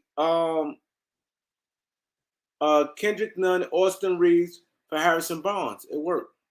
You did. Hold on. You did who now? THT, Kendrick Nunn, and Austin Reeves for Harrison Barnes. What's Harrison Barnes make a year? This year he's making 8.3. 18. No, he ain't. 18. 18? Oh, I was off. Okay, yeah, that works. That easily works. You don't even have to have Reeves in there. You don't even have to put Reeves in there. Then it'll work still without that. If you only make 18. No, but we wouldn't be taking on salary. That's why I put him in. I understand. I put him in because it's more of even. You know, the Lakers. Like I'm not doing that. I'm not doing that deal for Harrison Barnes. I'm sorry. I'm not doing that deal. That's too much. That's giving up too much for Harrison Barnes. I do like Harrison Barnes. I like him a lot. So, but I'm not doing that deal for old man Harrison Barnes. I mean, he's a world champion. I like him, but I'm not giving up those 3 young guys. You don't want a second round pick? I'm not giving up 3 young guys for 1 old guy. That's no, I'm not saying happening. They give you back a second round pick. I'm not giving up 3 young guys for 1 old guy. I don't care what picks they give me back. They give me a first back. I wouldn't do it. I'm not giving up 3 young guys for 1 old dude. No, I'm not. I'm telling you, I'm not. I'm not giving up 3 young guys. These guys are all under. You got what? 27, 24, 21. No. I'd rather have the roster balance. I'd rather have the depth in my roster. No way. No way. He ain't bringing that much to the table. He's just not. He's not a 20 and 10 guy. You know, he's a 20, 26 and 6 guy. That ain't what he's doing. So, and then you're going to have to start him. So now we got to go small. You see what I'm saying? If you bring Harrison Barnes and you're not bringing him in to bring him off the bench, he's got to start at the 4 position. So now AD got to move to the 5. I don't want that. It don't even fit no more to me. That don't even fit no more. That worked when AD was at the 5. But when AD got his natural position now, I don't need Harrison Barnes. I'm good. Unless he's cool coming off the bench. Now, if he's cool coming off the bench, no doubt. No doubt we can do that deal. Yep. Hey, Carlton Williams, man, thank you. Carlton Williams, appreciate it. Salute, my brother. Salute, thank you. Appreciate you doing that, man. Yeah, we're going to get there. Where we at, Randy? Barnes is only 30. Man, Barnes has been around for a long time, hasn't he, y'all? I thought he was older than that. I really did. I thought Barnes was older than that. I thought he was like 33. Dang, he's younger than Russell Westbrook? Yeah. It seems like Barnes been around forever, don't it? Yeah, it do feel like that. God. Hey, don't get me wrong, y'all. I like Harrison Barnes. I've always liked him as a player. 20 subs now away. Come on, y'all. Let's get to the goal. Get to the goal. We don't need 20 more subs. Man. 20 we got almost 400 people in there. How many likes we got? I know we didn't hit that like button, y'all. Let's make it happen. I think 230 likes. Oh, man, we got to get another 100 likes, y'all. We got 350 people in here. I don't understand all that. I really don't understand all that. I know it's a lot of guys that didn't subscribe. Yeah, but they got to hit that like button. If they subscribe, I appreciate it, but hit the like button too. We need them likes. Them likes help. But no, man, I'm. If I got something to say to Laker Nation, true Laker Nation, not just because I'm telling you, it's hard for me to deal with these LeBron fans. They make it hard for me. They really do. You know, I've been a Laker fan since 1979. It's hard for me to deal with you LeBron fans. I'm just gonna keep it real because I can't tolerate that. You know, not caring for your future and all that. All you care about is LeBron, and I'm not with that shit. And I understand a lot of you new age people follow players. It's fine. That's your personal choice. But the Lakers, I'm very happy with what I'm seeing from the organization. I'm happy with what I'm seeing from the front office. They're saying certain things and they're backing it with what they're doing. And I have nothing but respect for them. If we get Kyrie, great. If we don't get Kyrie, great. I'm serious. I'm good with that. As long as the Lakers stay 10 toes down on what they're playing, because every team comes into the season with a plan. Now, things like this come up and it can alter your plan. And you may have to make calculated adjustments. I'm good with that. But don't get off your base. Don't get off your base. Your base is, I'm not giving it up just to move Russ. We'll keep him before we do that. Now, do I agree with that? Nope. I don't care for Russ. I want, more than anything, I want Russ off that team, y'all. I do. But I would rather the Lakers stand 10 toes down and keep their word than, you know what I'm saying? And we have to keep Russ, than them crumble just to move Russ. If you said it, you stand on it and do it. And my thing is this: if you have another deal, do the deal. Do the deal. Do the deal. Yep, do the deal. So, yep, that's how I feel about it. Yeah, so the Donovan Mitchell thing. Do you think he get moved? What you think the Donovan Mitchell thing was about? Because it just came left field. Danny Ainge, it was weird. It was more like we listening to, or we were listening. Not that he actually get traded. Not nothing. He just say we had listened. What you think? Everybody knows how Danny Ainge moves, and he wants his fingerprints on anything he touched. So that's why it was already rumors out there. Look, he gonna blow that up. He gonna blow it up. Then when the Gobert trade went down, everybody that knows what's going on, oh, Donovan's next. Oh, we're not trading Donovan, not trading you, lying pig. Yes, you is. The key is you want a certain haul for him.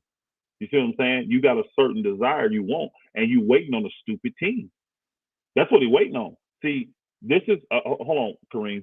This is another reason why teams in the summer don't have to make moves fast. I guarantee you, and don't get me wrong, I know they like Brunson and all of that stuff, but I've been hearing about New York wanting Donovan Mitchell for the last 2 years. Yeah. Now, mind you, you don't sign Brunson, you got the money to go do the Mitchell deal. And you got all those picks that they're going to want. You just did at the trade thing. You got all them picks to go do it.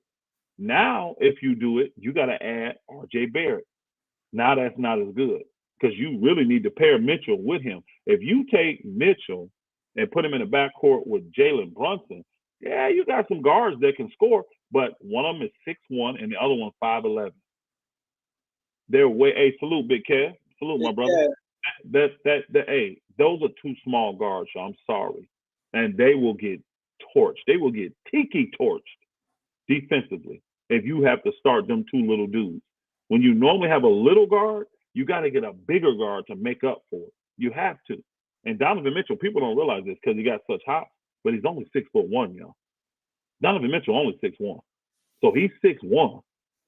And then you got 5'11" Brunson. Come on, bro. The Knicks ain't better. And you had to give up. Look what if you put R.J. Barrett in there, look at all the pieces you got to give up to get him. Instead, you could have got Mitchell instead of Brunson and paired Mitchell up with now that's a formidable backcourt. Paired him up with R.J. Barrett. R.J. Barrett's a 3. Yeah, but he can play. He can play 2. He's 6'6". He's 6'5". He can play 2. You know, or you put him at the small. You play 3 guards, in my opinion, because you got who's it? Fournier? Is he starting? Is it Fournier getting a minute? No, they had Burke starting, didn't they? They had Alex. Fournier played the 2. Yeah, was he starting though? I thought they had the other dude start. They both split. Fournier started and Burke started at the 2. But I'd much rather have them 3 than have Brunson, Mitchell, and nobody else because everybody gonna be gone. You're gonna have to give up Fournier. You're gonna have to give up R.J. Barrett. You're gonna have to give up quickly. I'm not doing that deal without quickly. And the pick? Come on, bro. I'm not gutting my team for a guy that I don't believe can win a championship. Because to me, you can't win a championship with him being your best player. I said that. I said that. You ain't winning. You can't. So I'm not. That's a bad situation. Now, if I don't have Jalen Brunson, and I'm the Knicks, because I don't want him. Lakers, I don't want him at all for nothing. I don't want him at all. Don't want him at all. And would you take him for Russ? Well, I would do that and then try to move him for somebody else, honestly. Because I don't, well, you know what? I'm sorry. Donovan Mitchell is that type of guard. You could win with him. You got a guy like LeBron or somebody like that. You can win with him then. But the only way I want Donovan Mitchell is if you're giving up Russ for him. I'm not giving up AD. I'm not giving up none. No. No. Kyrie's a much better fit because he's so efficient, y'all. Y'all do understand. Salute, Steve. My brother Steve Holler. Y'all do understand. Y'all do understand. Kyrie's a 40, 50, or 50, 40, 90 guy, y'all. He shoots 50% from the field, 40% from 3, and 90 from the free throw line, y'all. Y'all know how rare that is? This dude is the real deal. He only 30. Kyrie's 30, right? Yep, just turned 30. Man, I have no problems with the Lakers getting the Kyrie deal done and then signing him to a 4-year deal. That's exactly what the Lakers said they wanted moving forward for Anthony Davis. They said they wanted a dynamic guard. Playmaking guard is what they said they wanted. Kyrie fits that bill perfectly. So I'm getting him and re-signing him. I am. He's the future with Anthony Davis. And then I'm starting to put pieces around him. Now, the only thing I'm concerned about, the leadership. Because I don't think either one of them are great leaders. LeBron can, but I don't think Kyrie and I don't think Anthony Davis are great leaders. Neither one of them leaders at all. Yeah, I don't think neither one of them are great leaders. So I would be looking to find me a leader that they would honor and respect and bring him in to run that show. Honestly, I would. I would. And I would want it probably to be a point guard. If I could find a taller point guard that's a leader that people respect, I'd have to canvas the league. He will be the guy I'd be wanting to go after. Because Kyrie really better playing two, y'all. When he gets to play two and just go, he good. And Harden is not an option. No, don't tell me James Harden. I don't want James Harden. No. So let me ask you this, because it's a little, it isn't in pop yet, but it's getting a little hot. Where because since Donovan Mitchell been in the league, could they compare him somewhat to D Wade? Him and D Wade got a close relationship. D Wade was saying just before he working with Utah, he was saying he want Mitchell in Miami, and somebody asked Donovan Mitchell. I mean, asked Dwayne Wade. Now, mind you, he's a part owner of Utah Jazz. They said, "Yo, he said, yeah, I'm gonna try." They asked him, "Can you get Donovan Mitchell in Miami?" He said, "Yeah, I'm gonna try." Even saying that, I don't think is a good look at all, because that's your team, that's your heart and soul. But it's a business decision. You're in Utah, and they were saying that they won't be surprised with the investigation. I want to ask you this, since you've been in there. Can he lose his stake? Because it's kind of weird. Because I know if you're a full owner, because it's like now you're thinking you want to put stuff in his air. I just want to go to Miami. Like, it's not a good look. I want to know your take on that. I was going to ask you earlier, but because I seen it and he said he want to try. He said it was a serious case, but you're an owner now. I don't care if you own 2%. I know it's low, but it doesn't matter. They brought you in as a partnership, and for you to even say that with your foreman is one thing. They say, "Oh, you don't do it with the Indiana Pacers." Then it's like he probably just brushed it off. He been saying that the Donovan Mitchell for years. Like he said, "Oh, I would love it." He one guy I would love the honor, like with me. He always was like close to Donovan Mitchell for years, and then now this situation, because now it's like, what if Donovan Mitchell acts out and say, "I just want to go to Miami"? Because now they might think that he manipulated, like, "Yo, this acts to get traded and that's go to Miami." See, it gets weird. Miami was the first. Oh, you Elder Rufus with Utah Jazz. You in their organization, you part owner or whatever you is. What's your take? Really? Hey, I'm gonna be honest.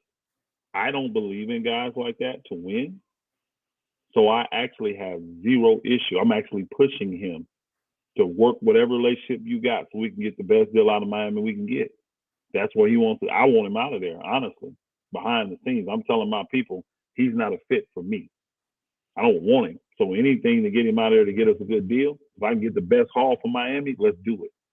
So we can use our influences to, because that's all you're doing in trades anyway. Some guys have good relationships, some guys have bad, and if you got a good, you can use that and favor here, favor here. You know what I'm saying? So I would be trying to get him out of town too. Hey, salute, Wadir Muhammad. Yep, salute, my brother. No, but I would be, if I'm working for Utah, I'm working whatever angle I can use to get him out of town. So I don't have a problem if D Wade is trying to help me get him to Miami. I wouldn't have a problem with that. I want him gone, though. I want him gone. I remember you never was a big Donovan Mitchell fan. No, because I don't like his style of play. Because his style of play don't lead to championships. It doesn't. So you have to put so many things around him. He's too selfish, in my opinion. I watched him play plenty times, y'all.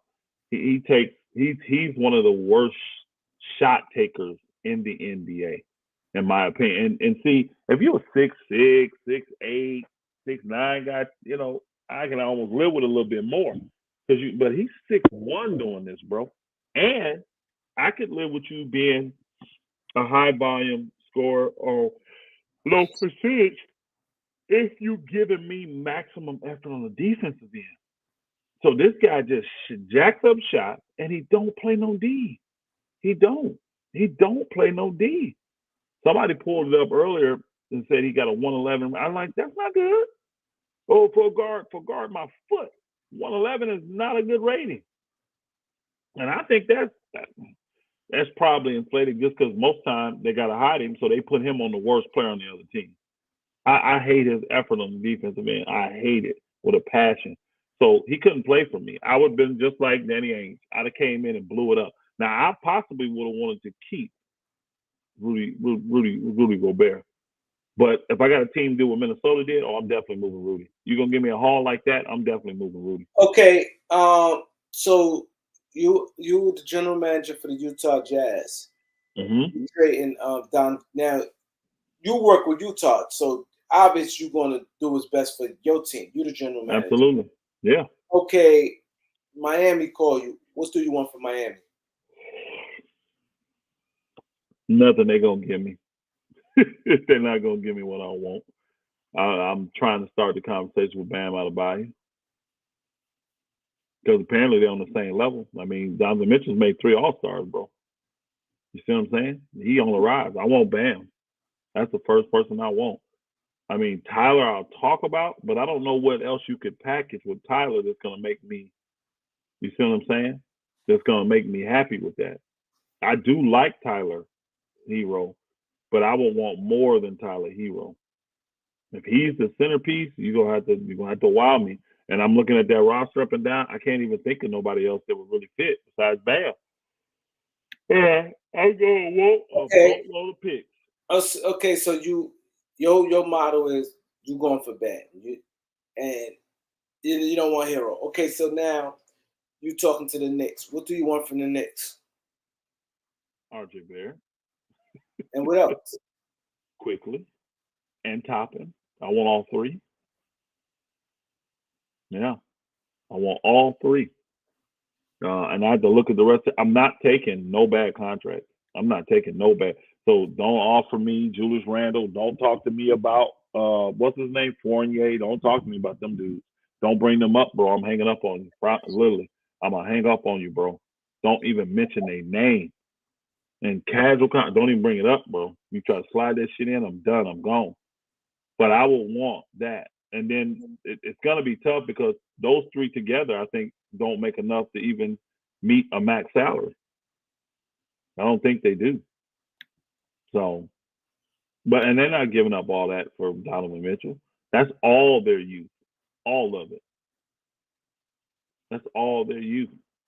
So, I don't see a deal. Again, when New York had cap space before they signed old boy and all those picks, well, they still got those picks. I saw an option in because if you're finna eat some salary, we can make this thing work. You see what I'm saying? If you can eat some salary and I ain't got to take it back, we can make this work. Now I'll look at some of these ancillary players. But you signed, you ain't got the cap space now. So you asked for quickly Barrett, and Toppin. So I want to ask the people in the chat: is that giving up too much for the Knicks, or you would do that if you the Knicks? You'll give up them 3. Let's just take salary. We're not gonna talk the massive contracts. Just those players in the whole. For Donovan Mitchell, would you give up Toppin, Barrett, and quickly? Eric said if he the Knicks, he doing it. I don't think it's that valuable yet. I'll tell you. Good.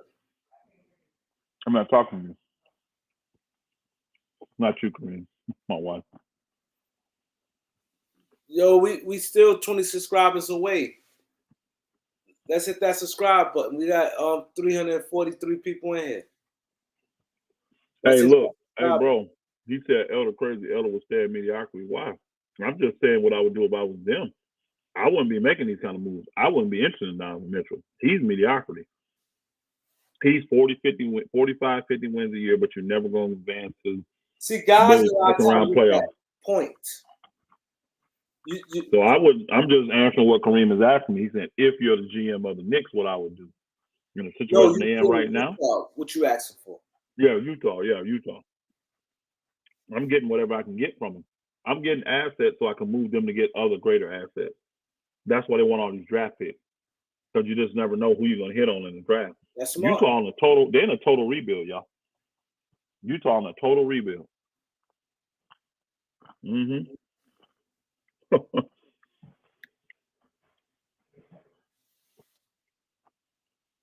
No, they got 5 picks for Gobert. They got 4 plus a lottery player from this year. That's 5 picks. Yeah, they got Walker Kessler. And 4 picks. That's literally 5 picks. That's a haul. That was stupid. But what's the name that was deep? They could afford to do it. Yeah. Got a deep roster with a lot of young talent.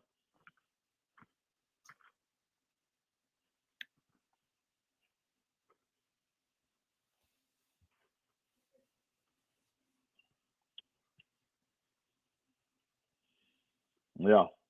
So you see what he said right here on the chat? He said he's doing Pat Bev. First thing is James Jones will finish front office.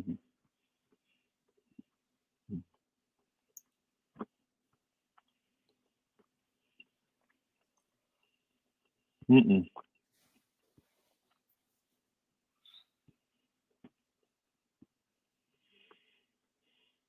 It needs more to it. That's too vague. I'm not doing that though. I'm not giving up THT and some picks for Beverly. I wouldn't do that.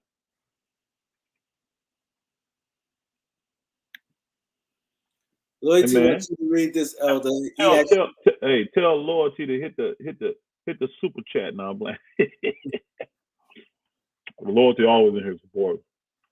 You still hit that super chat though, boy. Kareem, the best deal nobody talking about is this: Kyrie, Ben Simmons, and Joe Harris for THT, Nunn, Westbrook, and 2 firsts. It also keeps BK move with Simmons. Helps BK Brooklyn move off Simmons, which opens up an offer for KD. I don't think that money works. I know that money don't work. Because you got 2 max guys in Ben Simmons and Kyrie. That's $70 million right there. Then you add Joe Harris 18 on top. That's 88. That's $88 million. Westbrook, THT, and Nunn is not $88 million. So that deal don't work. They're only like 60 something. They like 60. No, 47, right? 57, and old boy makes 5, so they're 63. 63 million. 80 to 63. You 17 million away. Probably more like 10 million, but still, that deal don't work. Yeah. That deal don't work at all. That's not the best deal nobody's talking about. You made us do all that to read that bull crap, Loyalty, huh? You made us go through all that to read that bull crap. You ain't even got a viable deal up here, bro. What you doing, man? What you doing, Loyalty? Stop that stuff, man. I told you, man. I told you. Loyalty, like, look, don't be trying to sun me, Elder. Hey, yo, that shit is funny. No, it don't work though, bro. That deal does not work. Too much salary, yeah. Don't work at all. Yeah, Elder is funny. He said you made us read. I'm my boy Lord. Yeah. You should have hit the seat. While I was going through that, you should have sent that in the cash app, bro. I mean, should have sent that in the super chat. Loyalty Casual. He's the Loyalty Casual. Yeah, I forgot, Loyalty. You're the same guy that wanted us to start Dwight Howard, DeAndre Jordan, Anthony Davis, Carmelo Anthony, and LeBron James. Yo, you know what's so crazy about it? Everybody remember the start. You know, sometimes you can forget. Everybody remember the Zach 5. That was so over the top. There's no way we're going to forget. And then here's the key. That was the 5 tallest people that the Lakers had. Mind you, we were horrible defensively. We would have been the worst defensive team in N.B.A. history. Baller's Life definitely remember. Yo, it's crazy because everybody like he known for that comment. Like it's He's crazy. known for that. Loyalty, my guy. But it's My like guy too. every time somebody think of loyalty, like he's a legend for that one thing right there. Like everybody talks about that line. So Somebody they mention asking, loyalty. They go, "Oh, you said." yeah. Somebody asking that would I give up AD and Russ for Kyrie and KD? And the answer is actually no. I wouldn't. I'm not giving up AD. I'm a big AD fan.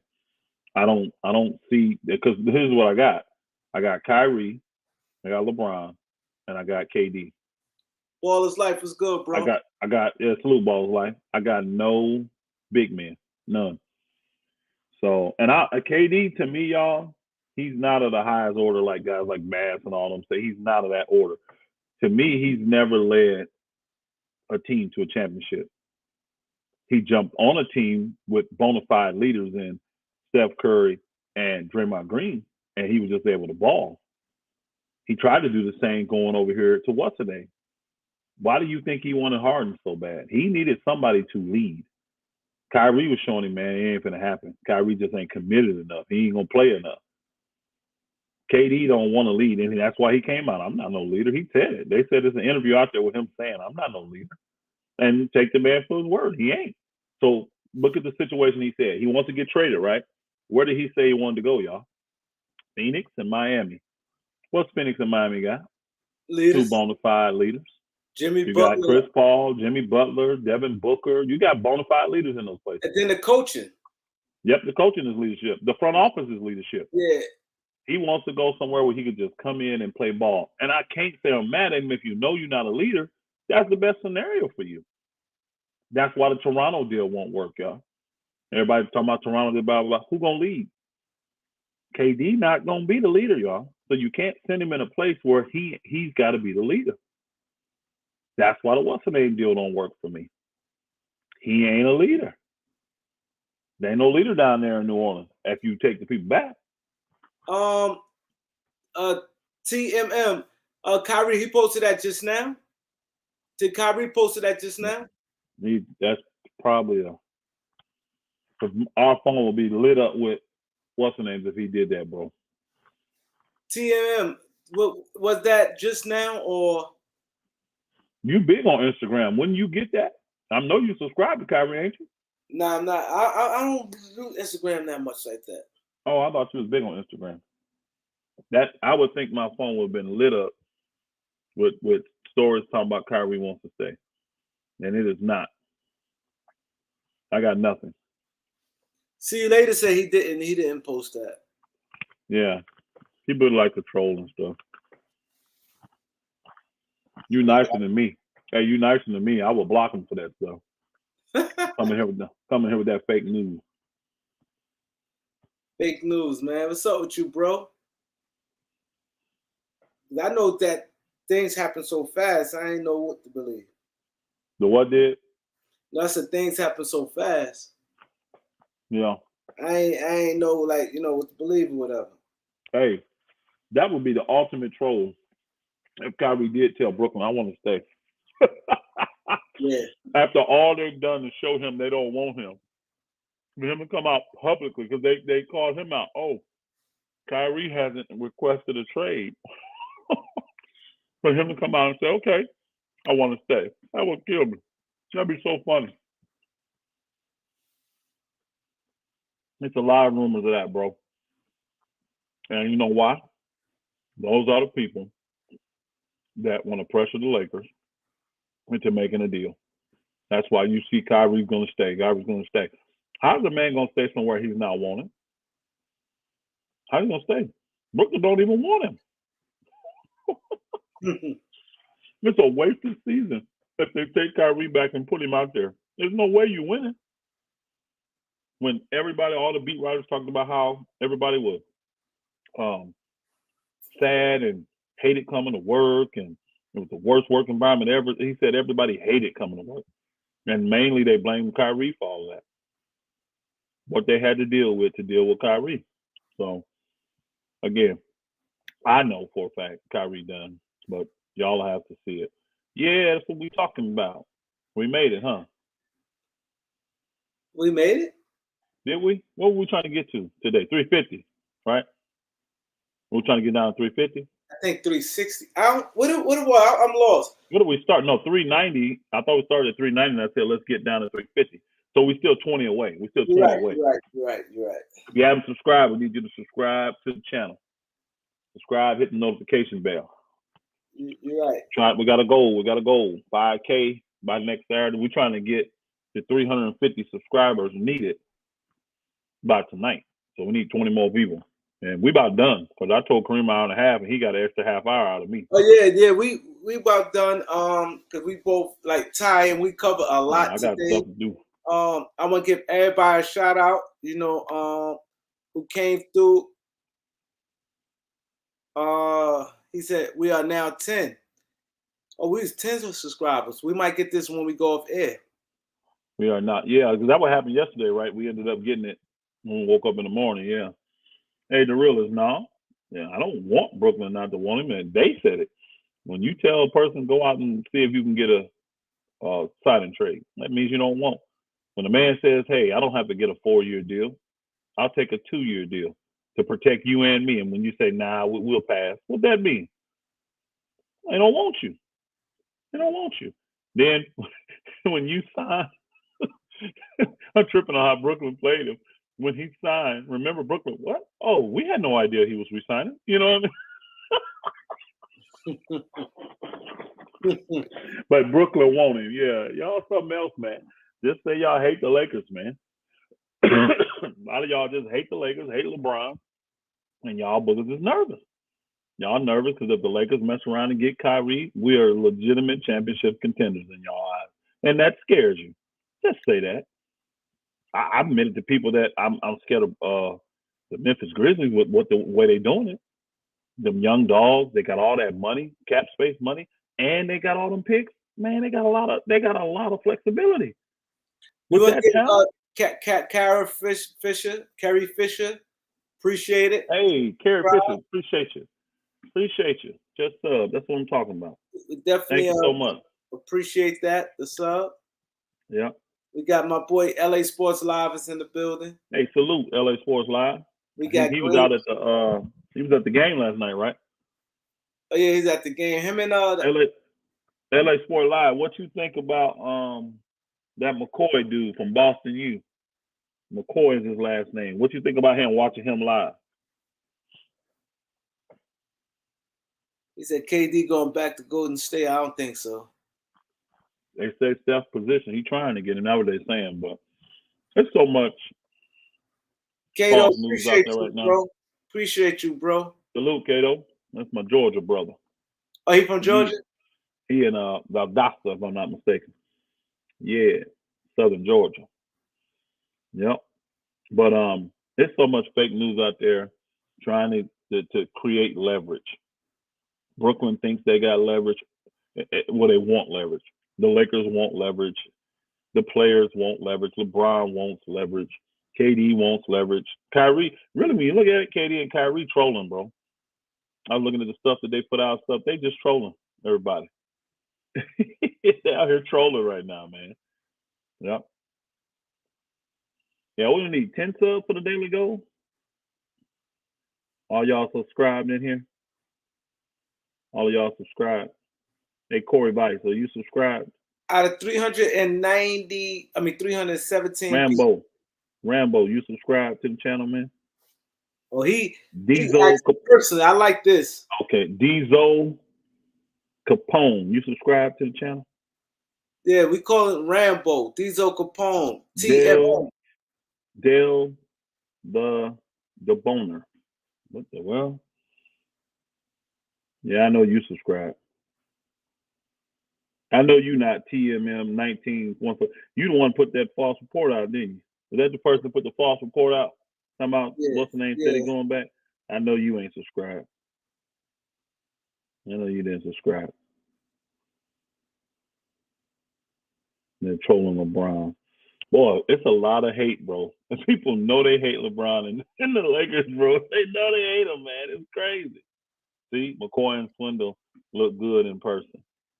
What about why does Swider look good to you? Because to me, that booger's a parking cone. To me, defensively, oh my God, he looked horrible to me. Now he can shoot. Now I love his shooting, but what do you think about his defense? LA Sport Live. Swider. McCoy looks fine all the way around.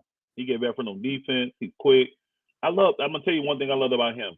He makes old school entry passes to the post. He know how to do the wrap around. He know how to do the drop in.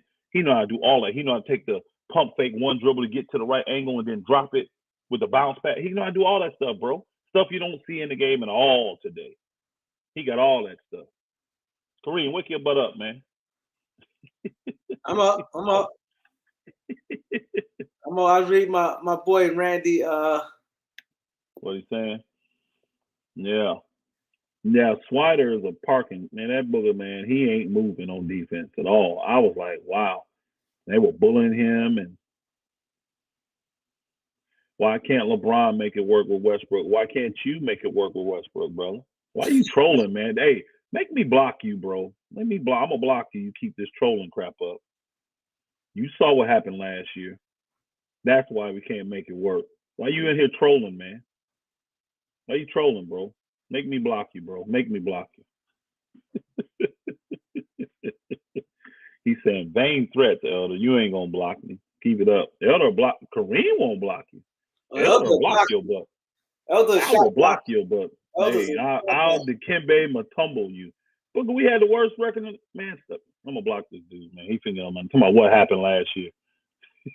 9-year troll with me, man. But you think you think that's trolling though? He's saying what happened last. He probably just don't like the Lakers. Nah, he know what's up. Hey, Kareem, he trolling. I promise you, bro.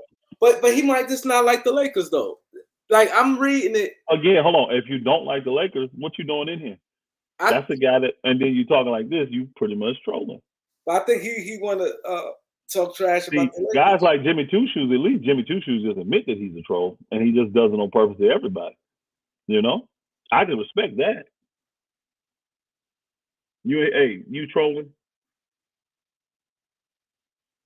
He said, see, Westbrook averaged 17, 7, and 7. That's great for a third option. Well, put him on. Hey, what's your favorite team?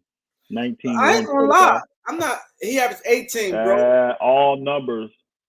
Numbers are facts, but it don't tell the whole story, bro. It don't tell the whole story. I know you high on Westbrook. He's trolling though. I don't think he's trolling. He said Westbrook defense belongs in the G League. I don't think he's trolling though. I think he really giving. That's how he feel. Yeah. Okay. What's his favorite? Hey, what's your favorite team, bro? TMM, whatever the rest of the numbers is. What's your favorite team? I'd be more than happy to put in a call to get Westbrook to go over to your team. Subscribe. Did you subscribe, TMM? He ain't. Now, if he subscribed, that means he just probably just he liked what he had, but he just don't rock the Lakers. Mm-mm. Mm-hmm. Where TMM at? TMM. I'm a Russ fan. With him though. Sound like he's a Russ fan. Yeah, but it's funny how Russ's character gets assassinated. We talking about his basketball. We ain't said nothing about his character. Nah, we talking about him on the court. The media they gonna be going in on him. I kind of agree with him. He said he subscribed. I kind of agree with him though, because Russman's getting. I think it's excessive though. I think it's excessive with the media. We know you agree with him. We know. We know you like Russ. I think the media, because if you just listen to the media, you think Russ is the worst player in the league. No, he's bad though. He's bad for your team right now. I just think he don't fit with the Lakers. I got you. He definitely don't fit for the Lakers. He don't fit. Let's put it this way: he don't fit to win a championship either. I don't care where you put him. You're not gonna win a championship with him on your team. Period. Point blank. I want to win championships. I'm a Laker fan. I'm used to championships. Nothing else matters to me.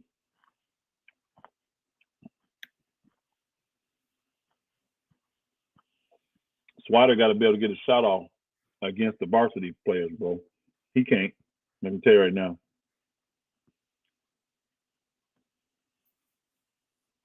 See, you look at it how I look at it. See, because you have to think about when that defense on him, will he be able to get his shot off? The That's way what I'm seeing him, I tell pulls Lloyd. it. He catch it here and has to get it up. You know what I mean? Instead of, and it's not a quick release. That's what old boy got in Miami. He got a quick release. I'm not saying a quick release by Swider. All you gotta do is get up on him, and he ain't getting that shot off. So I like the dude. I just don't think he NBA ready. I don't think he's ready to get out there on the court and play because his defense is like atrocious, bro. His defense is horrible. So that's the biggest thing. His shooting is great, but his defense is horrible. And he's 6'9" and he's slow. So, you know, he moved like a big man. Mm-hmm. You see what he said right here, Elder? Say it again. TMM. He said, y'all say LeBron can fit with any player, and he's a great leader. Why can't he win with an all-time great like Russell Westbrook? Because nobody can win with him. I'd have to ask you, why did Kevin Durant and why did Bradley Beal and why did James Harden? None of those guys won with him. Now, to be honest with you, TMM 19-145, I made the statement after the season ended last year, not just one the past, but the year before, that if anybody could help Russell Westbrook, it would be LeBron James. But as soon as he got here, I saw him for 10 games, and I said, oh, not going to happen. Nope. I said, if anybody could, it would be LeBron James. And once I finally saw it, I didn't expect them to go get him. But once they did, and I saw it for 10, 15 games, I was like, nah, Russ he can't be helped. Even the stuff, I'm telling you right now, even the stuff that Darvin Ham is saying, I don't think that Russ going to consistently comply. That's what I don't think. He won't. I don't think Russ will consistently comply. And he'll cause you more headaches and stress than anything.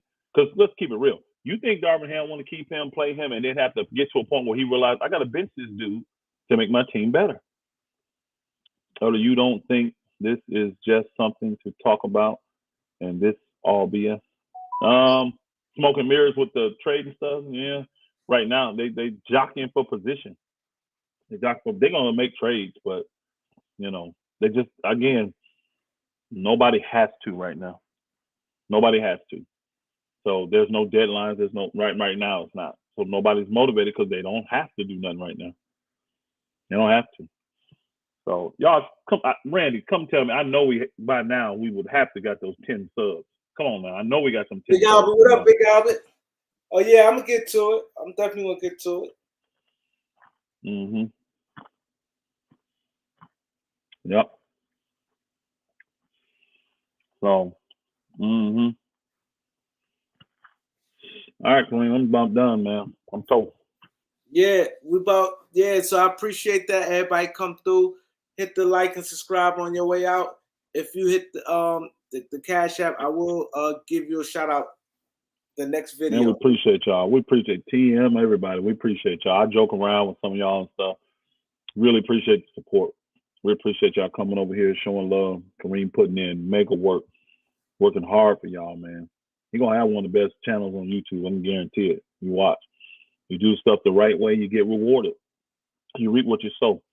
So keep doing it the right way, my brother. Y'all keep supporting it, man. I appreciate it. I'm loving what I'm seeing out here in the YouTube world where people are coming together and unified. You don't have to agree on everything. I mean, most of my takes, most of y'all don't agree on. You know what I mean? Don't mean y'all don't appreciate the content, though. And you still show up and you still support. You still hit the like button. You still subscribe. You still hit the Cash App. You still hit the Super Chat. Man, we appreciate it. We truly appreciate it. And I'd like to say, because I know it's like some guys I've seen from someone I logged on, like Eric, the whole for somebody to be on a computer and be watching for 2 hours, that says a lot. And I'm really honored by that. And I really was, because that takes a lot. Like some people I've seen, that was there like from the beginning, like when we logged on. So you see them now, like to be holding for 2 hours, over 2 hours, it's big, man. I really appreciate that, Yes, sir. He said, Mm-hmm. "Boogers." Yeah. So Ball salute is the life. brothers. We'll see y'all soon. Shalom, Ty shalom. Khan, Des All Capone. right. I'm out. Peace. I think I'm out. I'll get this thing to work.